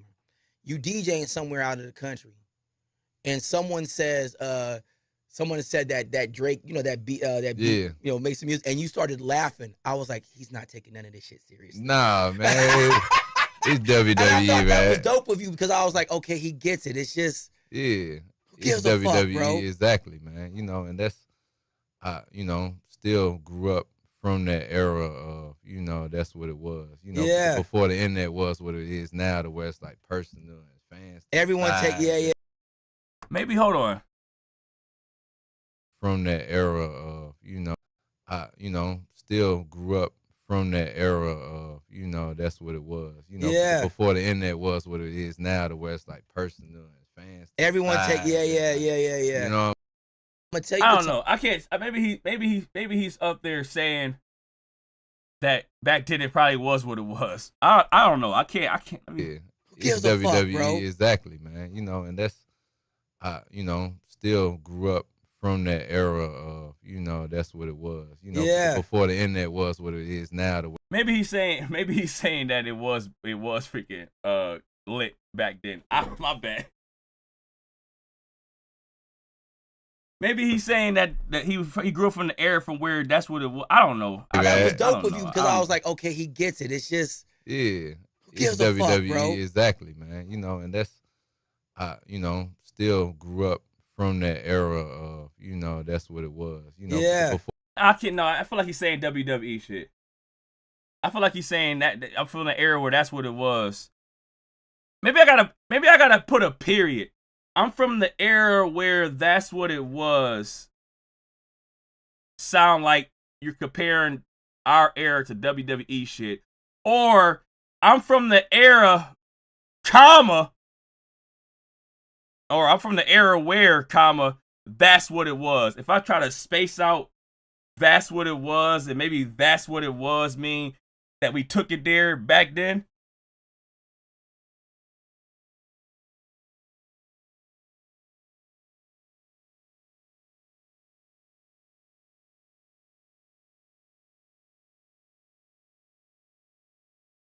I'm trying to freaking space it out into two ways. I'm still saying that him saying that Drake and Kendrick Lamar with WWE is not right. The mumble talking, Metro mumble talking.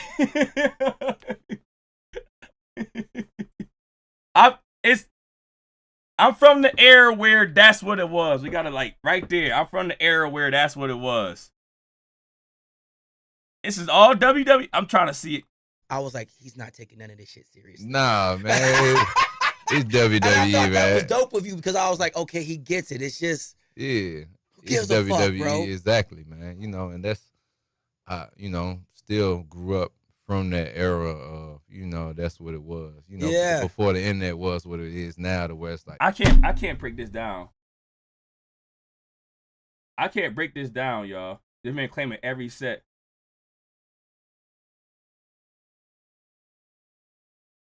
I can't break this down.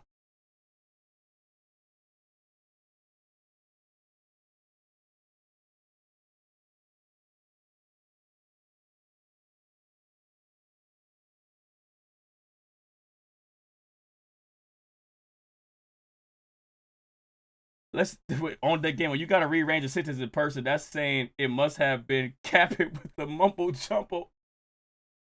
I can't break that down. I'm gonna leave it alone. He sound like he's saying this is WWE shit. I'm from the era where that's what it was. But if I put some commas in there somehow, I'm from the era where, comma, you know, that's what it was. It was some tough shit back then. I I don't fucking know. Metro, I gotta get out of here.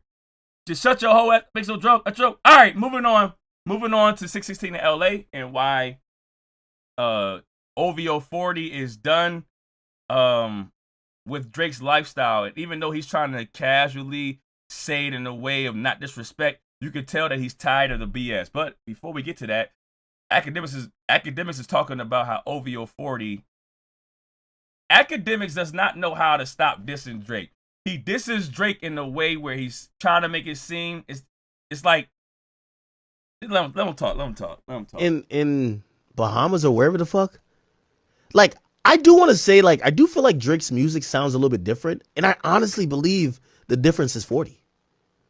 And maybe I'm just completely off base, and Drake fans don't kill me if I am, but like, there's certain things that was very profound about Drake's music, like certain pads in terms of production wise, and certain of like, you know, just like blending, and like he had a really unique style that I used to call that Drake style, because when you're that mirrored or tied to a producer / engineer, and someone who has creative vision like 40, like that becomes your sound and style.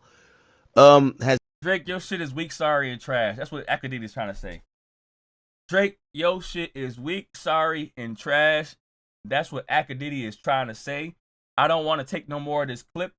I only want to show you that little part right there. He goes in to try to find out is 40 on Some 60 Songs For You album, and 40 name was not on that album.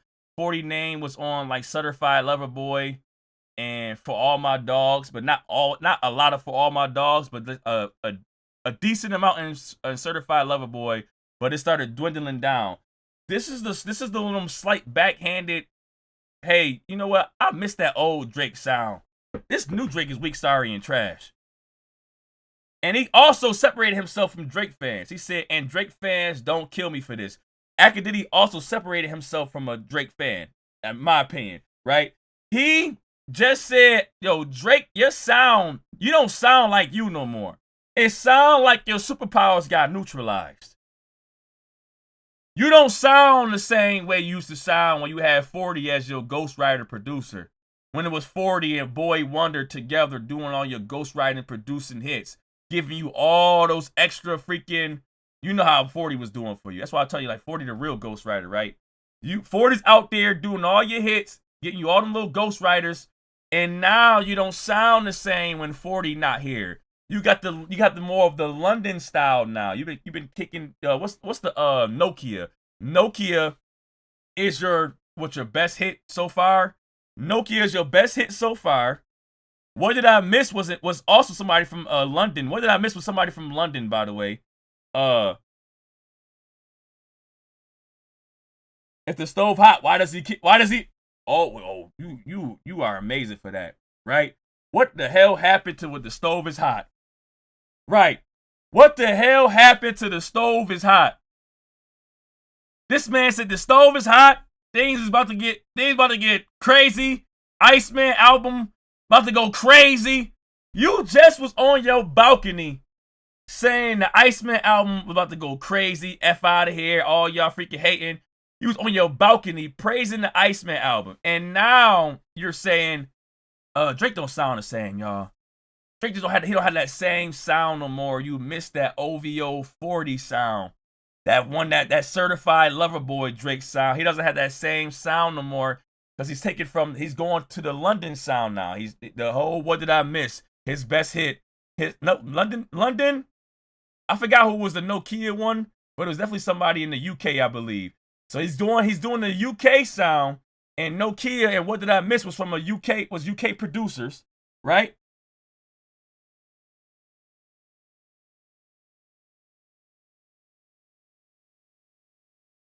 Because 40 was only still in the youth music and master. Yep. Okay, so we taking this segment right here, Academic letting it be known that he don't rock with Drake's sound. Drake lost his superpowers. He don't sound the same no more. It happens. When you go through Hurricane Kendrick, it happens. Hurricane Kendrick just come through, destroy everything, party die, everything get closed down, party next door turns to freaking sleepover, everything get freaking destroyed. Your ghostwriters start coming outside. When Kendrick Lamar does his Hurricane Kendrick and then start freaking shattering through realms breaking through vortexes and opening up freaking purgatory, all your little ghosts and your ghouls start coming outside. All your little ghosts, your ghostwriters start saying, hey, yeah, I was ghostwriting for Drake. All your reference tracks start getting leaked. You don't sound the same no more. You're missing that guy that freaking made you who you are, that made you poppin', and you're trying to do it without him, and it's not working so well. But 40 himself is also not freaking feeling Drake's lifestyle. And the quick article, I'm not reading all this shit, by the way. If you want to read, it ain't gonna be over here. If you want to find somewhere to read, you gotta read somewhere over there. Kind of crap actor is he?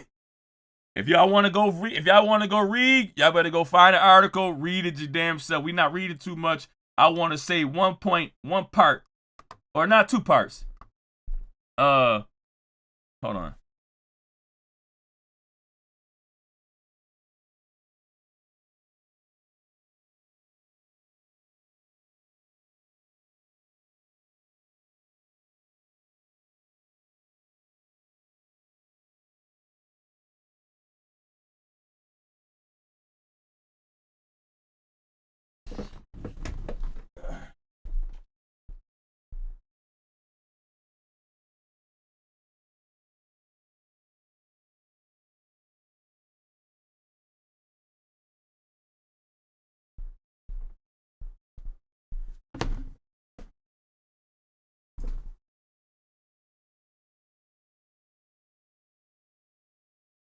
Yeah, really setting Ovs up for failure. All right, so boom, Noah 40, right? OVO40. My priority was never celebrity. Off rip. Bars. I was around the arts from childhood. I didn't want anything to do with that shit. The only reason I engaged in celebrity is to do my philanthropic work quietly. I would rather let the music talk than be a celebrity. I take that back a little. I do have a lot to say too, right? And this is the part where you feel like 616 in LA is coming alive again. There's a form of erasure with success, and that is not to be self-indulgent. To sacrifice personal freedoms for public consumption, and I wasn't down for all that. You sacrifice personal freedoms for public consumption. So 40 was not with sacrificing your freedom for public consumption. I have received so much work for the work. Received so much from the work I put in, of course. In celebrity, a person can lose who they really are, and I never wanted that. In celebrity, it's like you're talking like a third person. In celebrity, you can lose who you are, and he never wanted that. You can lose who you are. Keep it going, right? I wanted to be myself and fulfill my role. I'm not worried about credit at this point. I just want to execute everything I do at a high level. I reap the benefit of Drake carrying the burden of celebrity. Because of my proximity to him, the benefit of his sacrifices, albeit those come with incredible perks. So yeah, there's that guilt again. Haha.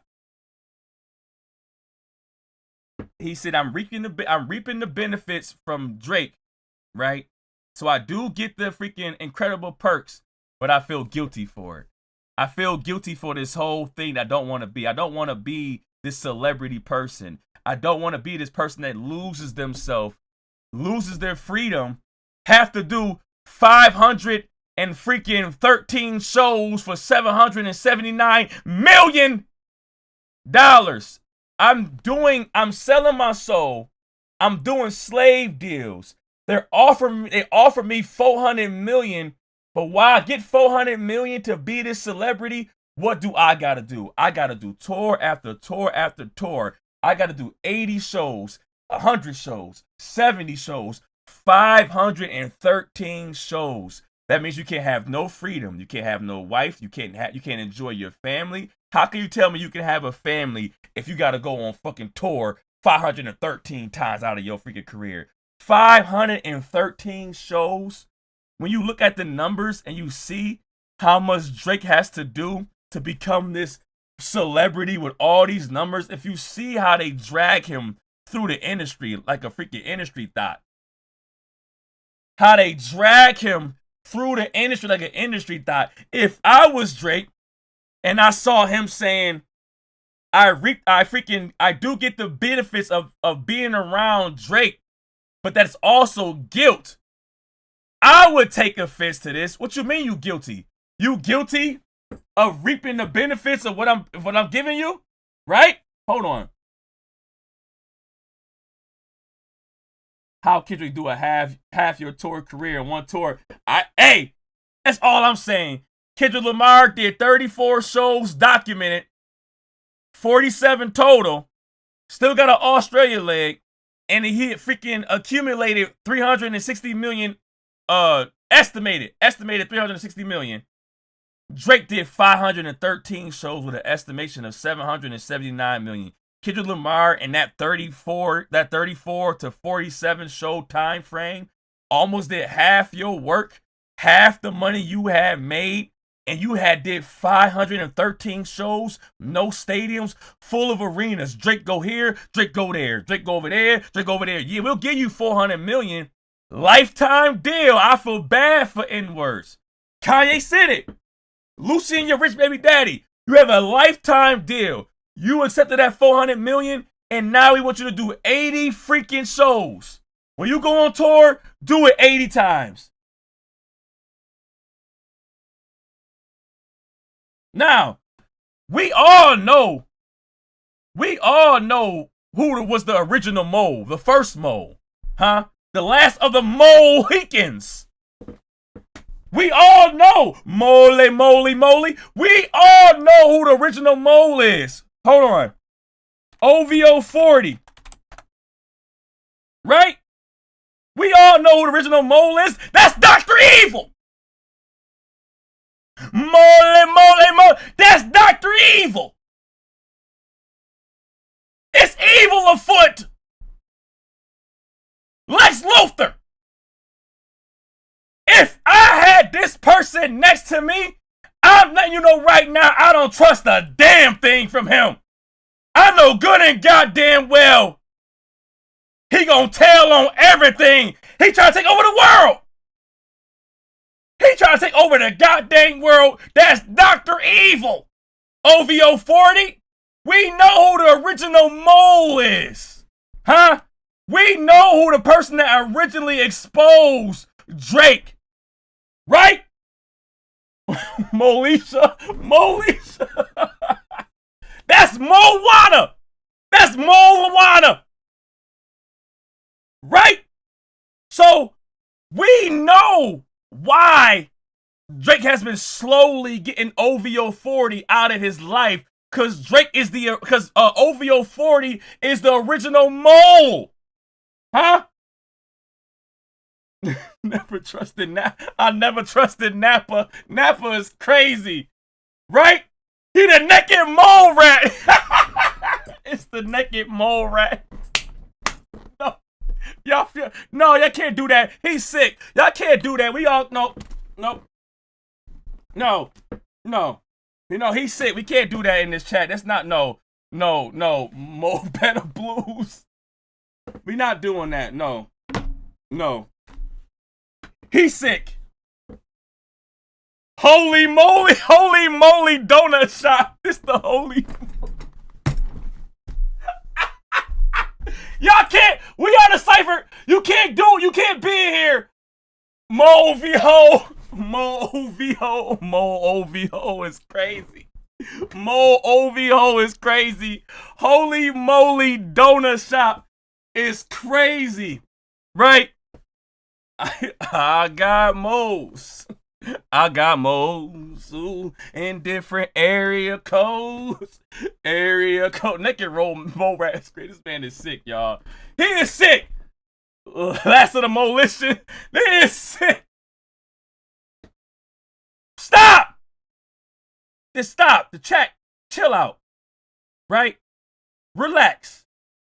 Calm down. He is sick. Molo for donut shop. No, come on. Tamiya, I see you. Naked Mo Production. Y'all just said guacamole, bro. Guacamole. Guacamole.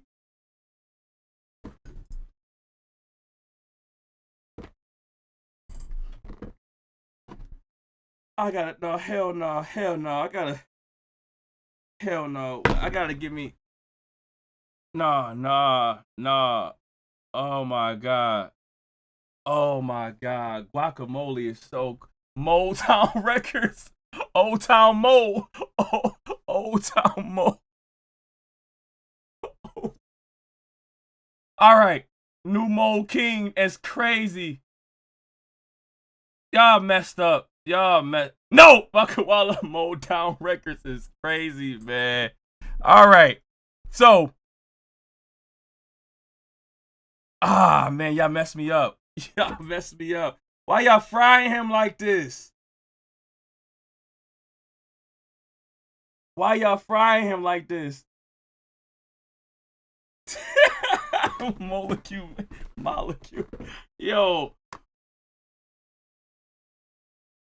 Oh man, that's crazy. So you can't trust Mopac Motown Road. You can't trust. You can't trust Dr. Evil. All right. They did it to themselves. You can't slime. I see you. My family asked me if I cannot laugh so loud. No, shut the door. Mo's in different area codes. La la Mo. More money, more problems.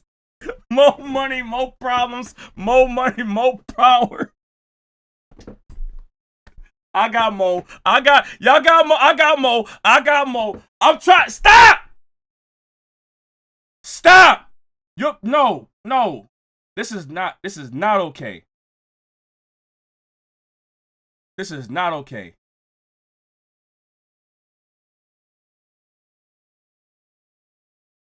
I gotta get rid of some of this.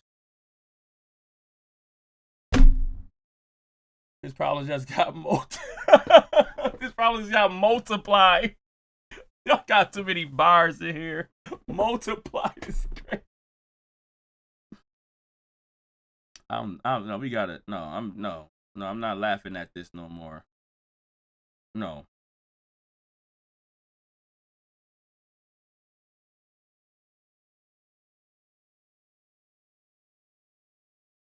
Everybody coming outside. Now everybody coming outside. Pit my Mo. I'll be back, chat. Yeah, just get out of here, Chico Black. Get out of here. We all don't even come back, Chico Black. You don't even want to go down. We going down. We going down. I'm letting you know right now it's over for us, y'all. We going down. It's hot. It's hot. We going down. Where we going, y'all? Where we going? Where we going? Where we going? My bad. Hold on.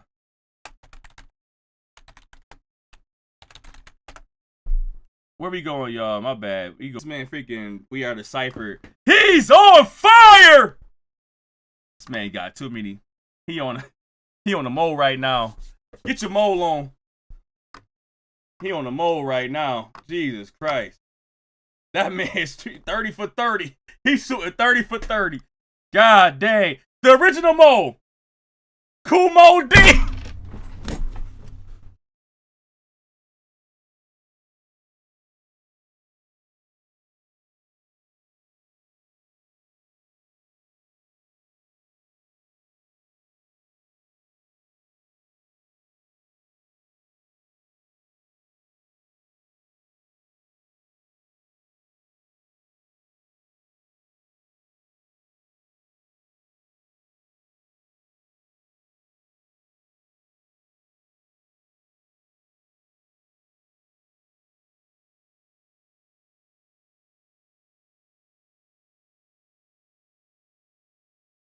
I can never focus on my work fooling with y'all.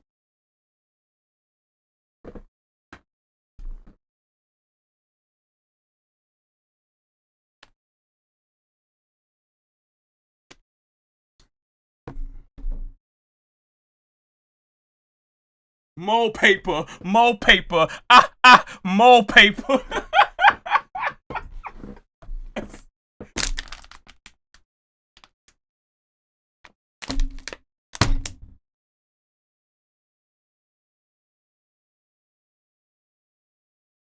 Tiptoe Joe.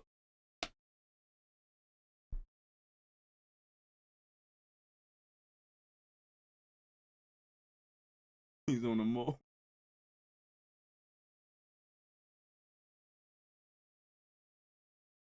It's like I like coming here. It's a party every time. That boy stepping up Air Force modes.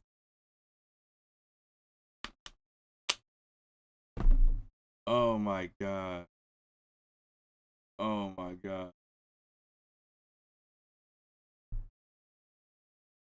Taking a mole to the motel. Take a mole to the motel. All right, come on. So, like I said, we all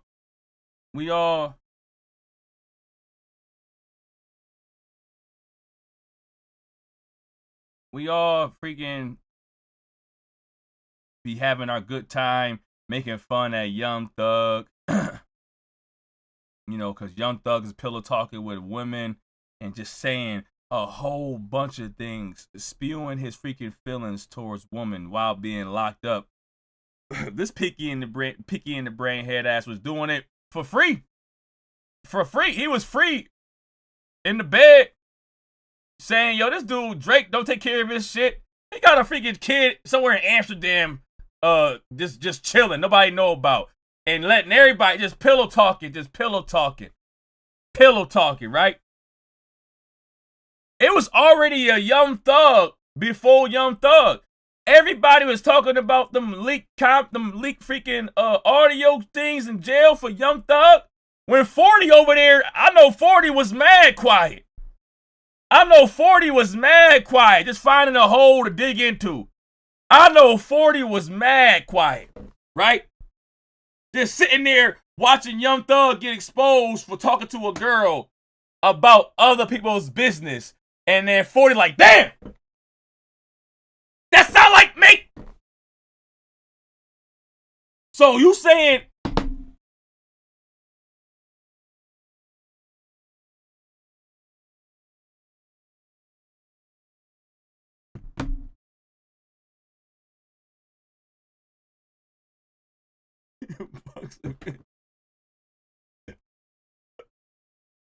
Mow your boat gently down the street.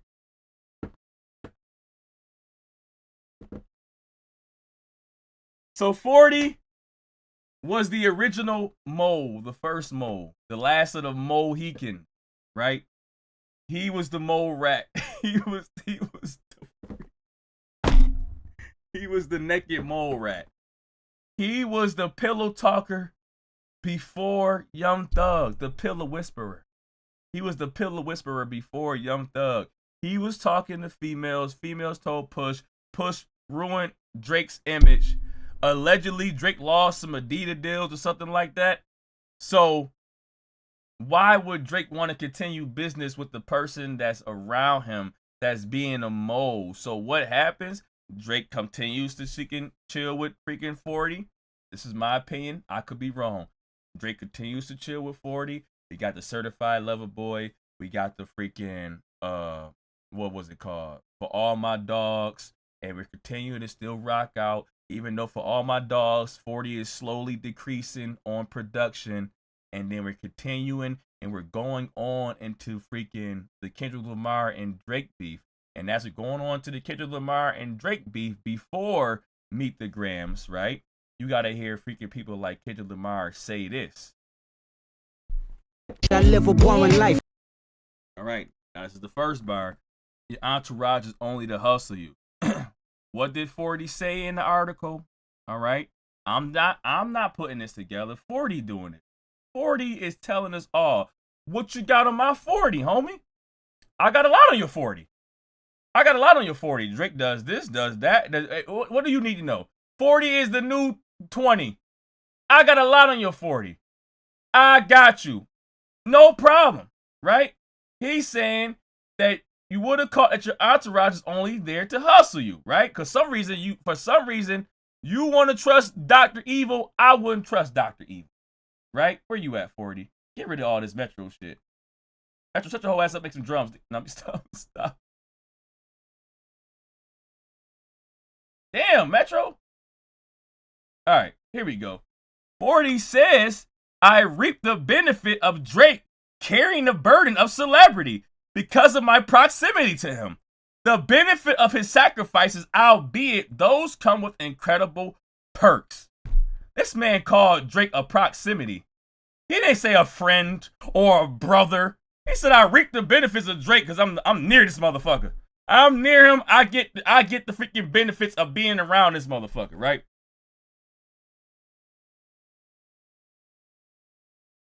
So 40 said it, Drake, not me. Drake hears it. Drake sees what's going on with 40. Drake knows that the reason why Pusha T destroyed me is because of 40. And now Drake is going into the Kendrick Lamar beef with 40. And he looking like, hold on now. Wait a minute. This dude Pusha T just admitted what 40 did last time. Maybe I didn't believe him.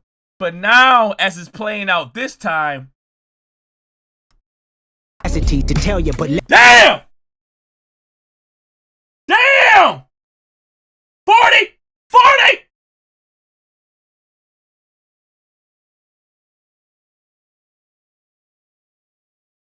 The verses are versering right now, 40.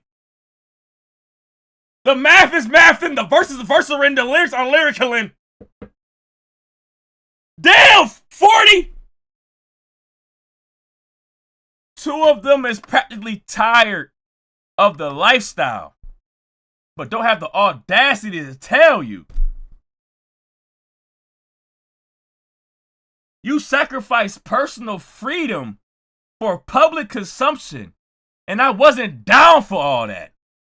I have received so much from the work I put in, of course. In celebrity, a person can lose who they really are. And I never wanted that. Sound like you're sick of somebody's lifestyle here, 40. I wanted to be myself and fulfill my role. I'm not worried about credit at this point. I just want to execute everything I do at a high level. I reap the benefit of Drake carrying the burden of celebrity because of my proximity to him. The benefit of his sacrifices, albeit those come with incredible perks. So yeah, there's that guilt. That guilt, 40. You're sick of Drake lifestyle. You're sick of being next to his lifestyle. You're sick of being a part of Drake's success. It doesn't go with your own soul. It doesn't go with your own freaking morals. You felt like you sold your soul for fame. You felt like you sold away your freedom for public consumption. I'm not saying it. You said it. 616 in LA, Kendrick Lamar had said, you are tired, that two of them is practically tired of your lifestyle. Who could the two be? 2B is crazy. Queen B, I see you with the damn 2. Thank you so much.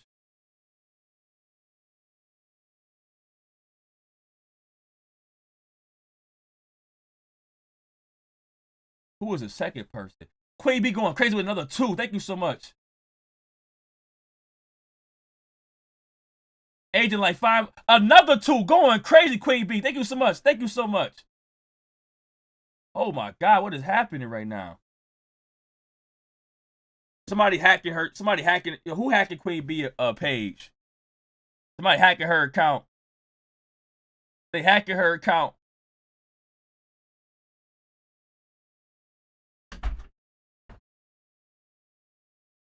That's gotta be tough, man. That's basically a deal with the devil.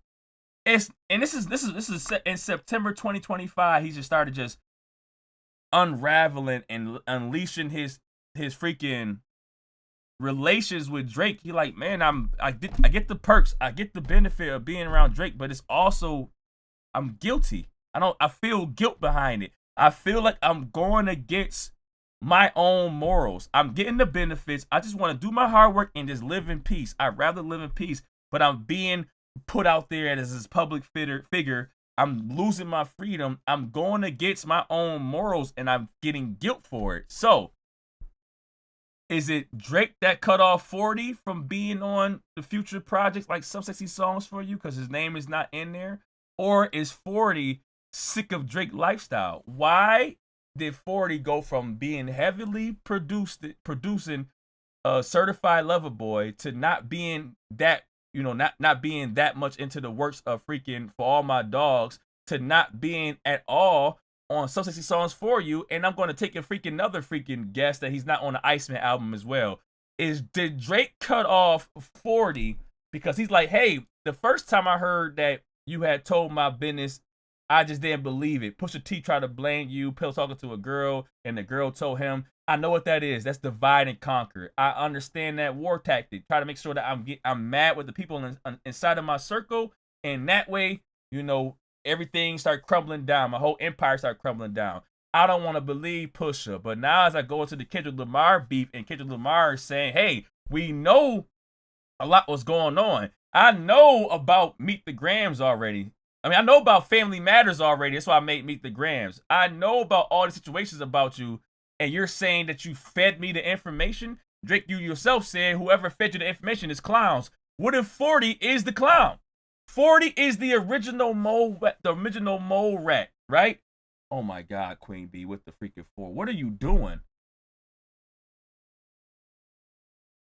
Somebody take Queen B phone. She is acting up. Take Queen B phone. She's acting up. What the hell are you doing?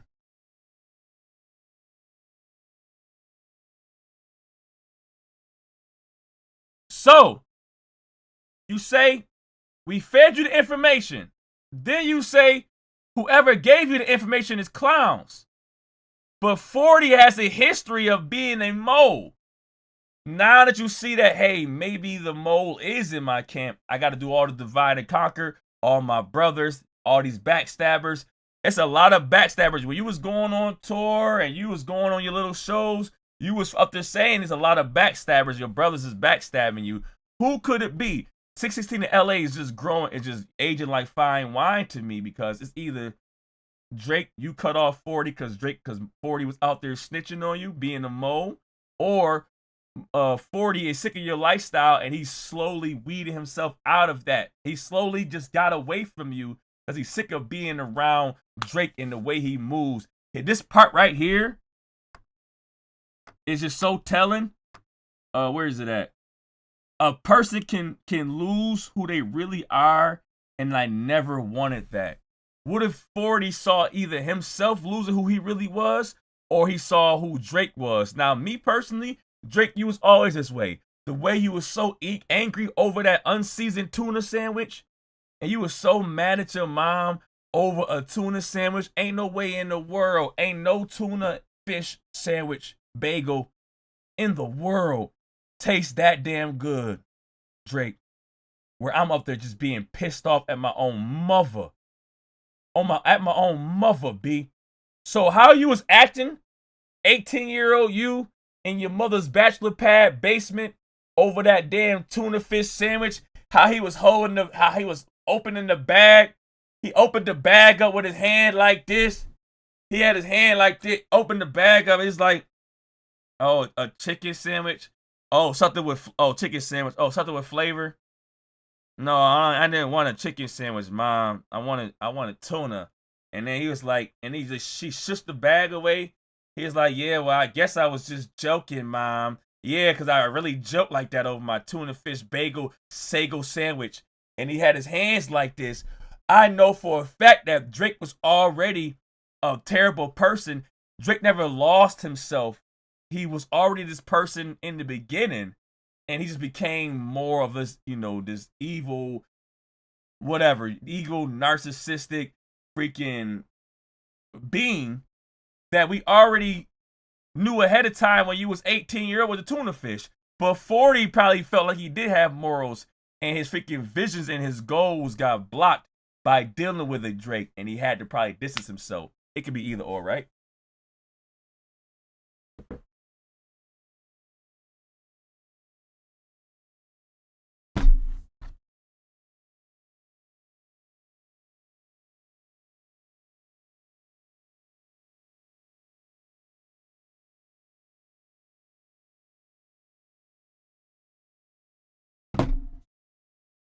Lord.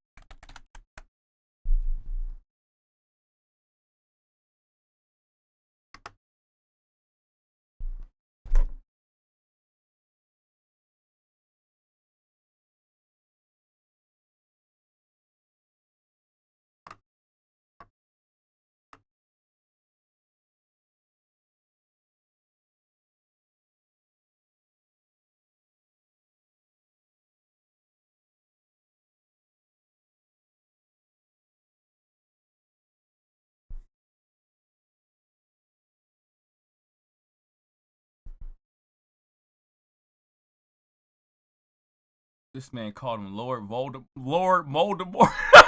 Voldemort.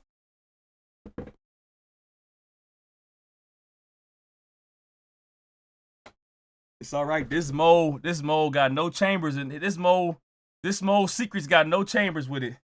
This mole secrets got no chambers with it. Them ain't no chamber secrets with this goddamn Lord Voldemort. Lord Voldemort. This mole secrets got no chambers. Everybody know these secrets are out. All y'all secrets is out. I'm chopping this video. I can't wait to put this video up as a separate. I can't wait to put this as like a separate video. I can't wait. I might just have to chat this show. He said, "Damn, I didn't do the science on that." He said, "Damn, he does kind of look like him." I didn't do the science. Nah, we doing it too far, man. Oh man, and that we taking it there and we taking it further. I don't care. That mole been tampered with. This little mole of mine, I'm gonna let it shine. I didn't make it worse. He said it. Skip over there acting up over there. He said it. I didn't make it worse. I know that Lord Voldemort had a bald head.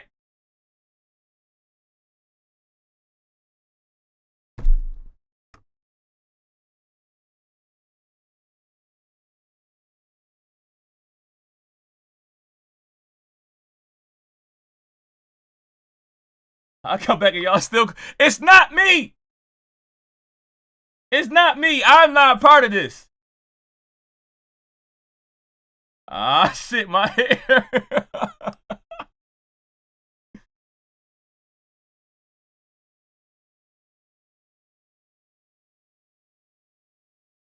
Roger from American Dad is crazy. Y'all are crazy, bro.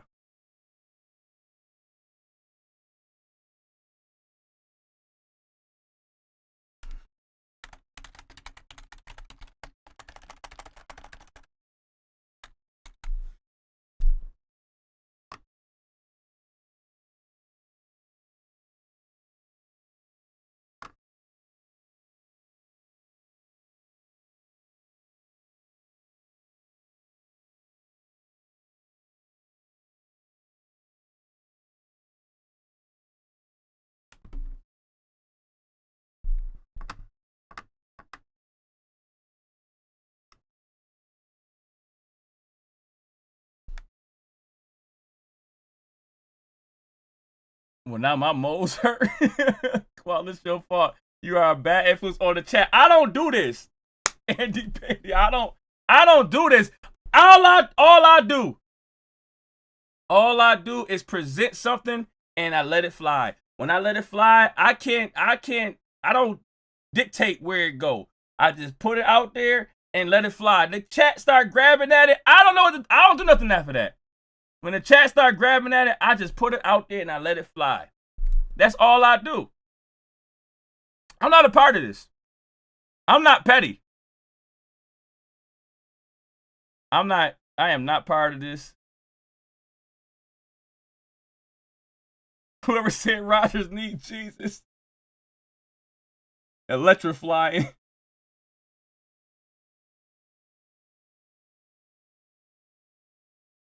Who did you lay in the house? It like a light bulb. A Deceptimole. Deceptimole. This man is Moltron. That's what get this dude is Moltron. Thundercats, Mole!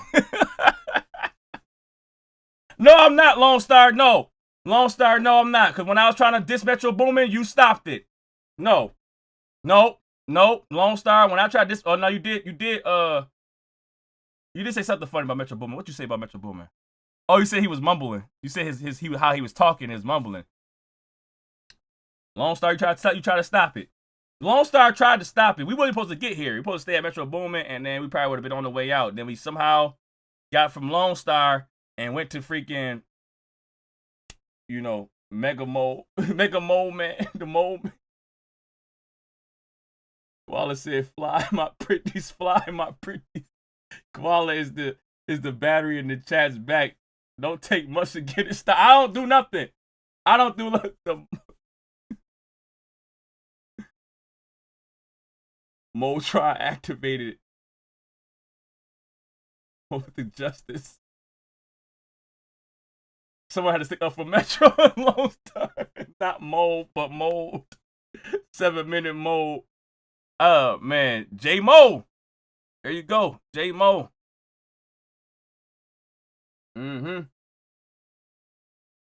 So see, we wasn't even supposed to be here. We were supposed to stop at Metro, and then we had other things, but I don't know if we get to that. I don't even know if we get to that at all. Nah, we gonna stop it here. We gonna stop it here. I talk about the other stuff later. The Joe Budden podcast is kind of getting mad weird because the girl, I don't know her name. 40 created the first mulberry bush. Mo time, not diva time. Koala like the torch paper in this stands back. I don't do it. I don't do it. All I said, I didn't even start it. I was like, I tried to get to the joke. I tried to get to Dr. Evil, and y'all was already going. I tried to get to the Dr. Evil joke, and y'all was already going. Mo body supposed to be here. Mo body safe. Ain't Mo body safe. Ain't Mo body safe. None of y'all. No Mo body safe. Nobody. That's crazy. I said Dr. Evil, and as I try to get into my Mo take, the chat started already flooding. I'm like, damn. I can't help that.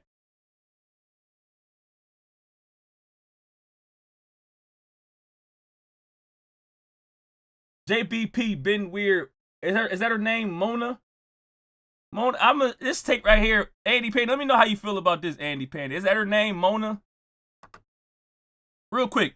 Let me know how you feel about this. Was it always this what is the word I'm looking for? Egregious?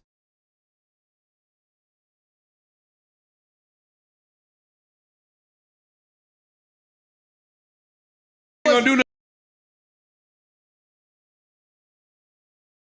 sweaty, if that makes any sense. Of like course you are.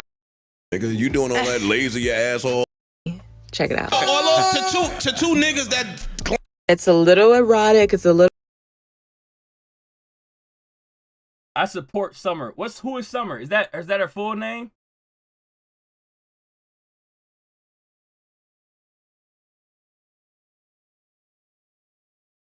Oh, the JBP pop. All right. So how do you feel about this? I'm kind of, me personally, I don't like the whole conversation at all. Let me know how you feel. A little about exotic. It's a little X-rated, but it's so funny. Right now, they talk about how they are freaking fixing up themselves right now. Okay, let's just get this out the way. What they say.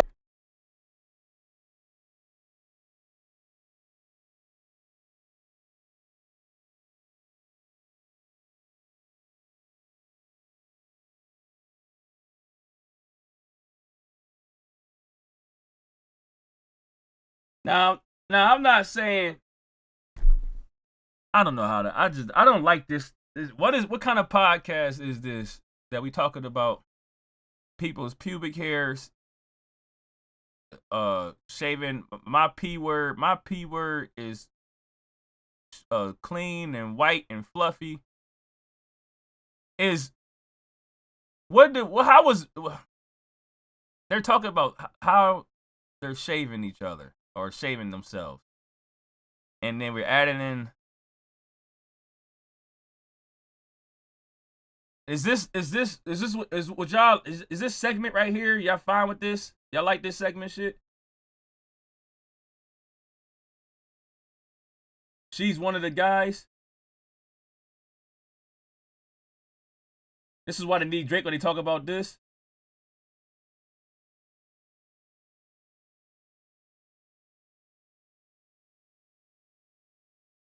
They have fallen fully into degeneracy. So this is what we. I'm not saying all their topics is like this. I'm just saying what segment. Can I be one of the guys so I can tell you about my D word? Sorry, I had to jump. I don't.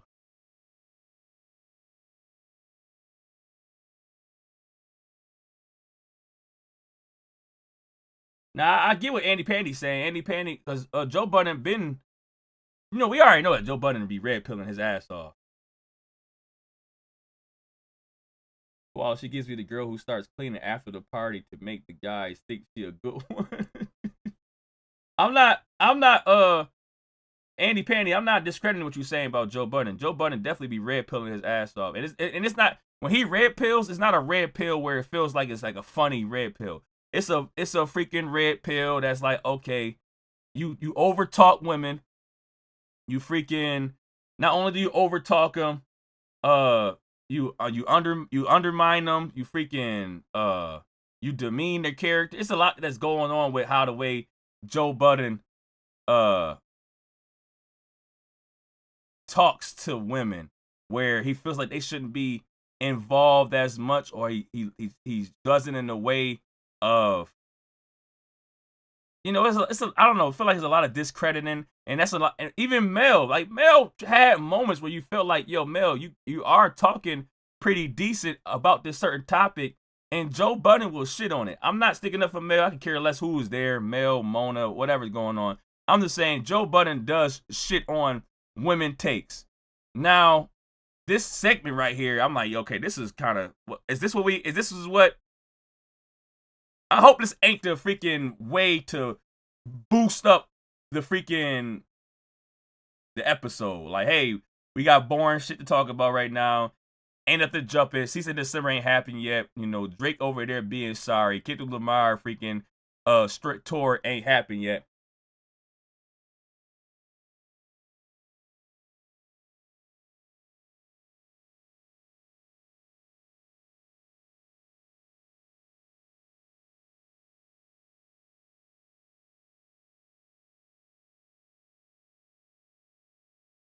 He definitely kicking anti-woman rhetoric all the time. That Meg comment was insane. Right. It's a lot. It's like, Meg, Cardi B, Mel, even feel like he kind of stepped on Mona a little bit. I feel like, trust me, this went viral. That's all that Joe cares about. Right. The same way that Joe cares about freaking, he wanted freaking Lamont Hill and Queensfoot to have their little argument, and then he wanted that to go viral. Joe Budden is in that realm where I don't care what sells, if it sells. If this topic right here of us talking about our pubic hair, and then the woman jumps in and kind of, in my opinion, embarrass herself a little bit, you should. I feel like, in my opinion, don't get me wrong. Don't get mad at me, Andy Pandy. I feel like you got to carry yourself a little better as woman. You don't have to always be down with the bros. It don't sound right. It just don't sound the same. And you've been around the women that's try to be down with the bros, and it just don't sound the same. If we saying that we doing people dirty and we rocking, and I get it, it could be a double standard all the way. If we saying that we doing people dirty and we talking as men, and you come in here like, yeah, I've been slaying all over the place. I've been slaying too. I slay over there, I'm slaying everywhere. Give me a sled, I'ma slay it. Okay, all right, hey. Does Joe praise any women rappers? No. He shit on Doechii. Maybe he praises. No, he shitted on Doechii after he praised Doechii at one point in time, and then she became an industry plant. Shitting on Doechii, shits on Ice Spice, granted, warranted. Shits on Nicki Minaj, shits on. Nah, maybe he don't. He shit on Nicki Minaj too. Definitely, it's an attention economy now. Joe has mastered audience retention by any means necessary. He got it. I definitely watch the podcast for various reasons, and this would be one of them. Good morning, Koala Halls. Cali girl, I see. As a woman is weak, sorry, and trapped. I agree, as women should elevate the conversation and not pander to it. Like, I understand what she's trying to do. She want to be comfortable. She want to be down with the guy. She want to probably be herself. This is probably how she is. She probably like, yo, I want to be cool and chill like this. and tell y'all this type of stuff. As women, I'm trying to be cool, because as guys, we up there say anything without no consequences. We say anything and we talk about our stuff and we say we go over there with this and say this. We say things with no consequences most of the time because we just ask, man, get over it. Tell your mom and your dad they should have did better. Different positions maybe. I'm sorry, young man. Get over it. You can't talk like us. Y'all can't talk like us. Don't do it. It don't sound the same. That's not my fault that y'all parents made y'all women. We as men can talk this way. Y'all can't do that. You know what y'all gotta do. Y'all gotta do the other things to make sure y'all be powerful women. You gotta do the cooking, the cleaning, the daycare, the taking care of the kids, taking them to school. Make sure you take them to school, love them, show them freaking honor, show them freaking that you care, emotion. Come back to your man on your birthday or his birthday and please him dearly all over the place. Make sure you rub his hair, rub his back, all the things you need to do as women, as us man can sit there and do nothing and talk crazy like this. It's not your time. Ain't my fault. We had the upper hand. Don't come on. I caught you looking at him.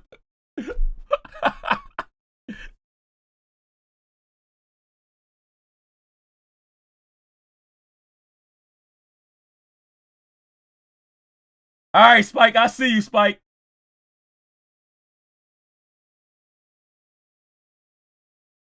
Hasenia, another thing, yes. Men have a role, women have a role. Mole, we all have a mole. That red pill not now kicking. That's another thing. I didn't think that with the whole topic of them talking about each other. Like, oh, hey, you shave? What you do? How you shave? You got your pubic hair done? What you doing with yours? What kind of clippers you use? You laser it off or you clip it? What the hell?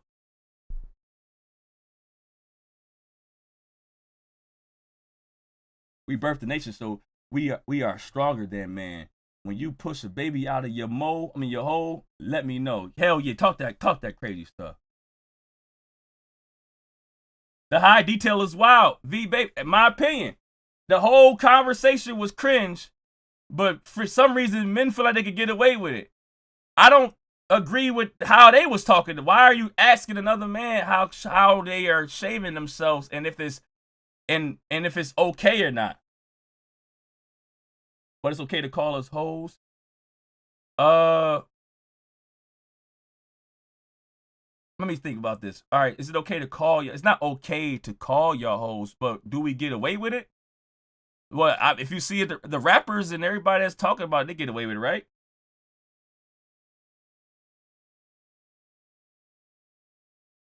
An upside down world full of hypocrites.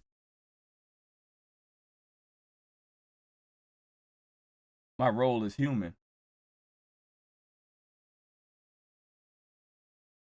I'm not sure about this. She's bisexual. Apparently, no. Okay, no. I would assume so. I have a high assumption. I would assume so. I don't want to know that about my colleagues. Thank you, Lone Star. Man, Queen, manscaping should only be spoken to your partner. It's what turns or don't turn your partner on. Thank you. Me and Mona. Yeah, of course.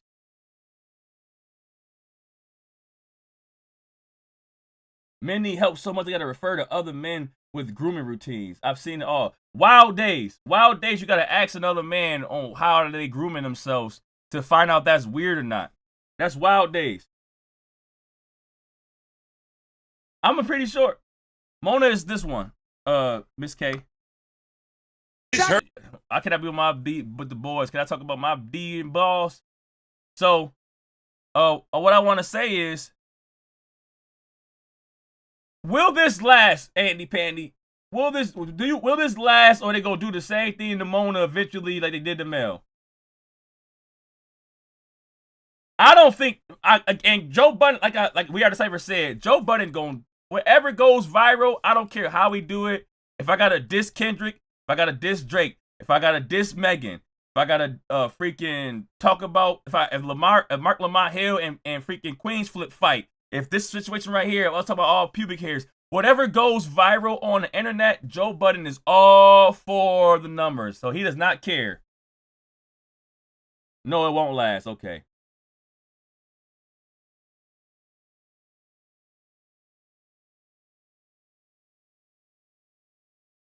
I don't want to continue everything about what she was saying, but she was like letting it be known that my P word is clean. She said it's clean. Let's see, clean, fluffy, and whatever she said. Clean, white, and fluffy.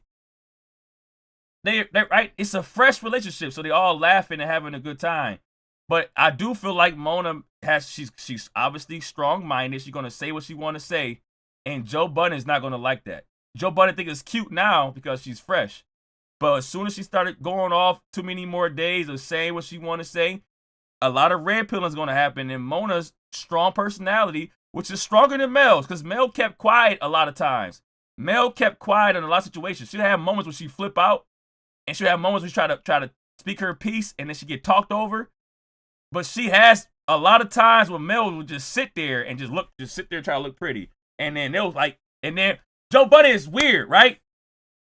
Joe Budden will be like, Mel, stop talking about certain situations that you don't know about, or always interrupt her or talk over her. And then the next moment, he'll be like, yo, Mel, I had to do the whole survey or whatever of finding out who talked the least in this podcast. And you and freaking Queens Flip or something like that didn't talk that much. And it's like, yo, what do you want from women? Do you want her to talk and get talked over? And then when she decide to get quiet, you decide to freaking let her know, hey, you ain't talking enough this time. You ain't talking enough this time for me to freaking discredit you.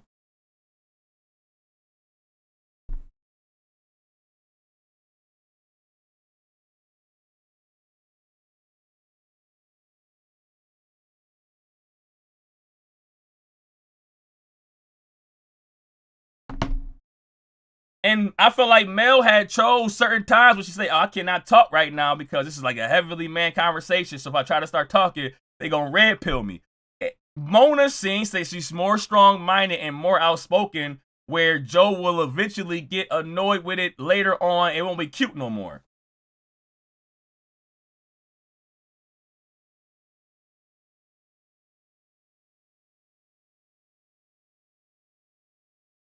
But he has to have a woman, just like he needs Mark now. He is a misogynist and making black men look crazy. So he needs Mona and smart black men. Don't put him with me. Andy Panty, I'm him. Andy Panty, I'm him. Don't compare Joe. I don't even know Joe Budden. He a little light. Joe Budden a little light. He might have a little bit another mixture in him. Andy Panty. I don't know what it is. I'm him. Huh? Don't do that. I'm him. What? Say something, Andy Panty. Say something. Say something. See what happened. You may be right, Koala. Only because of how strong-minded. Only because how strong. He mad Mel. He mad Mel in a rough situation. And he knew it. He moved her back from the LA, and Joe was in primary source of income at the time. But once she started getting movie roles, she started standing up more. And I'm telling you, you are him. That's what Andy Panty. That's what I'm talking about. That's what I'm talking about. Thank you so much. Thank you so much. I saw that though. We Are the Cypher. The original man, Koala. Come on. I saw that though. We Are the Cypher.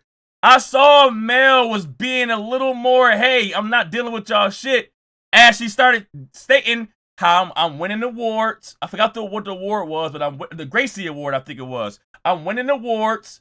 I'm getting movie roles. I got my freaking platform. Joe Budden like, yo, don't promote nothing on your platform about the Joe Budden podcast. Don't talk about this. Don't do this in your movie roles. They make fun of her movie roles. I'm not defending Mel. Mel can have her moments too. I'm saying Mel seemed to me that she blended in easier as far as understanding that I cannot talk over the guys. Like, she just sat there and allowed Joe to red pill her. He always made jokes and smart remarks and always demeaned her character.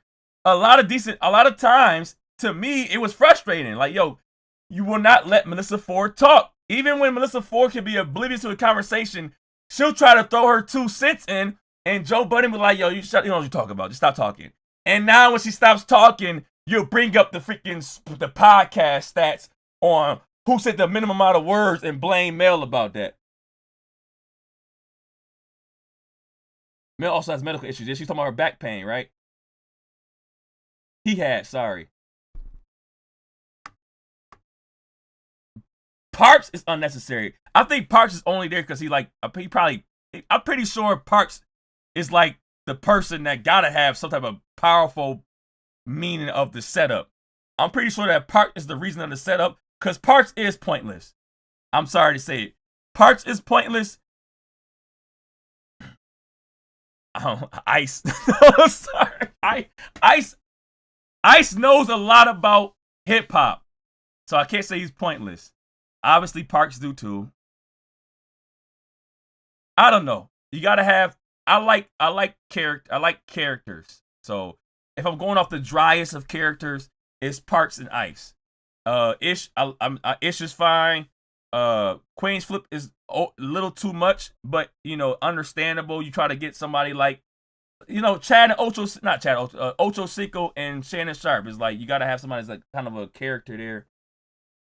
Yeah, Mel was like that. She was the dainty female that was on the pod, but they would say misogynist stuff, and Mel could never have a real opinion. Let Joe and Izzy tell it. Yeah.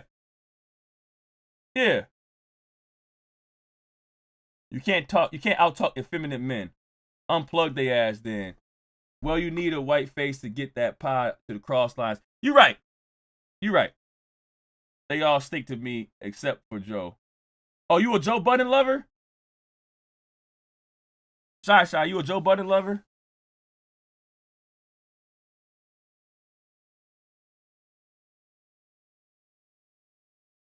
You hear me talking to you. Hurry up and reply to me. Hurry up and reply. You hear me talking to you.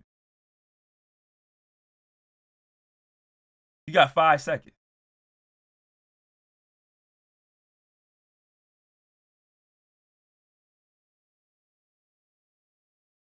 Oh, she replied, yeah, I knew better. Yeah.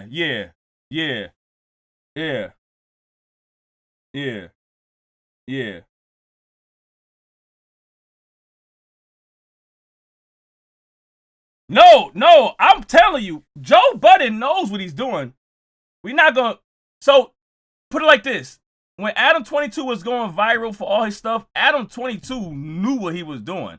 I'm not sure about Adam 22 right now, but the back then Adam 20, I don't never want to take credit. I don't want to never discredit somebody knowing how to go viral and knowing how to be, having the charisma, being charismatic, having the freaking way to make sure that their freaking show gets noticed. 100% Joe knows.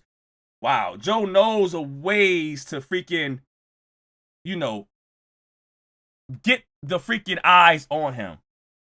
So I'm not discrediting the fact that Joe Budden knows how to freaking get the podcast going. He'll find a way to make, and he know how to talk in a way. He knows when to freaking get out of a conversation or something like that. Not saying really know how to get out of it, but he knows when to stir things up. He has moments where he knows how to get things going at a particular time. Right, I want to say, right, Tiff. You late too. You late. Look up and read. Nah, shut the fuck up. The rest of them dry.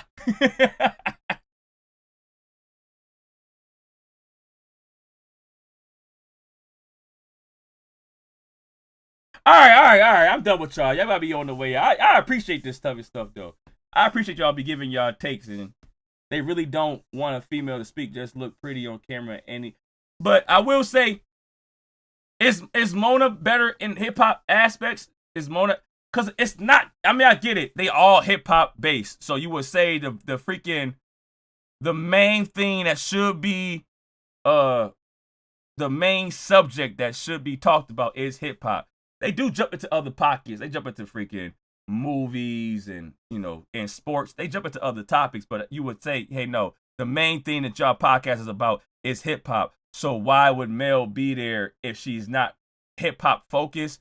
Mel did freaking put in good things. Like, Mel main freaking thing to me that she was really good at was like actors. She knew a lot of actors. She knew a lot of names from actors, and she knew about like older freaking like music back then, older R&B actors, movies. That was like Mel pocket. Whenever she got into that acting pocket, she'll get shitted on.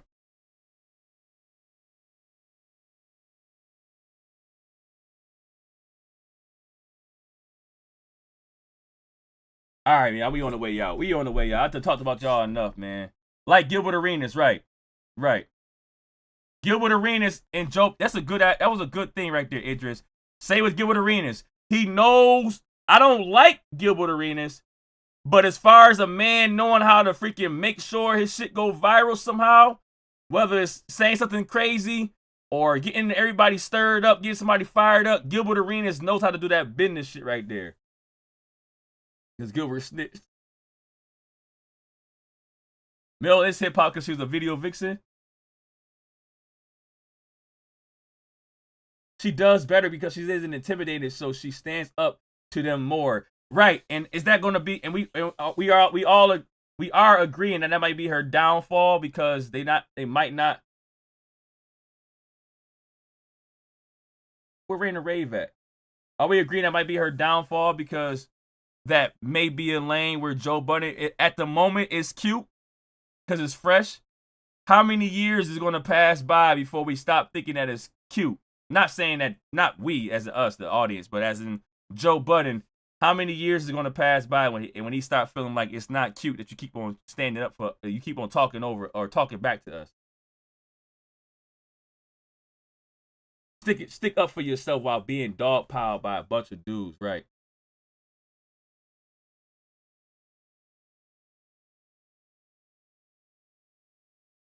I ain't know he said that, V baby, but that's some Joe Budden shit. I can tell you right now. That sounds like some Joe Budden shit. At the moment, I'll give it 1 year.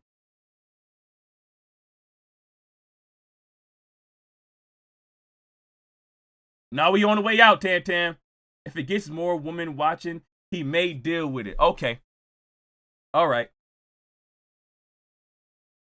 She's gonna keep it real one day. Keeping it real will go wrong, said Dave Chappelle. One of these days, she gonna check Joe. One of these days, because Melissa tried to check Joe, but it never works.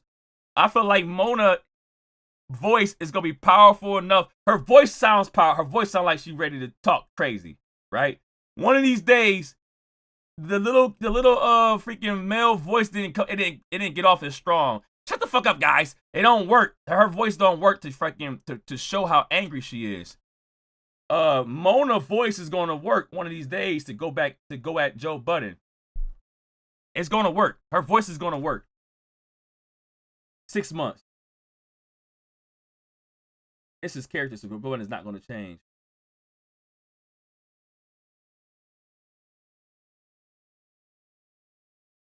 That got me freaking talking damn much. We on the way. God, I'm on it. Hold on. I don't even play today. I'm glad for the talk.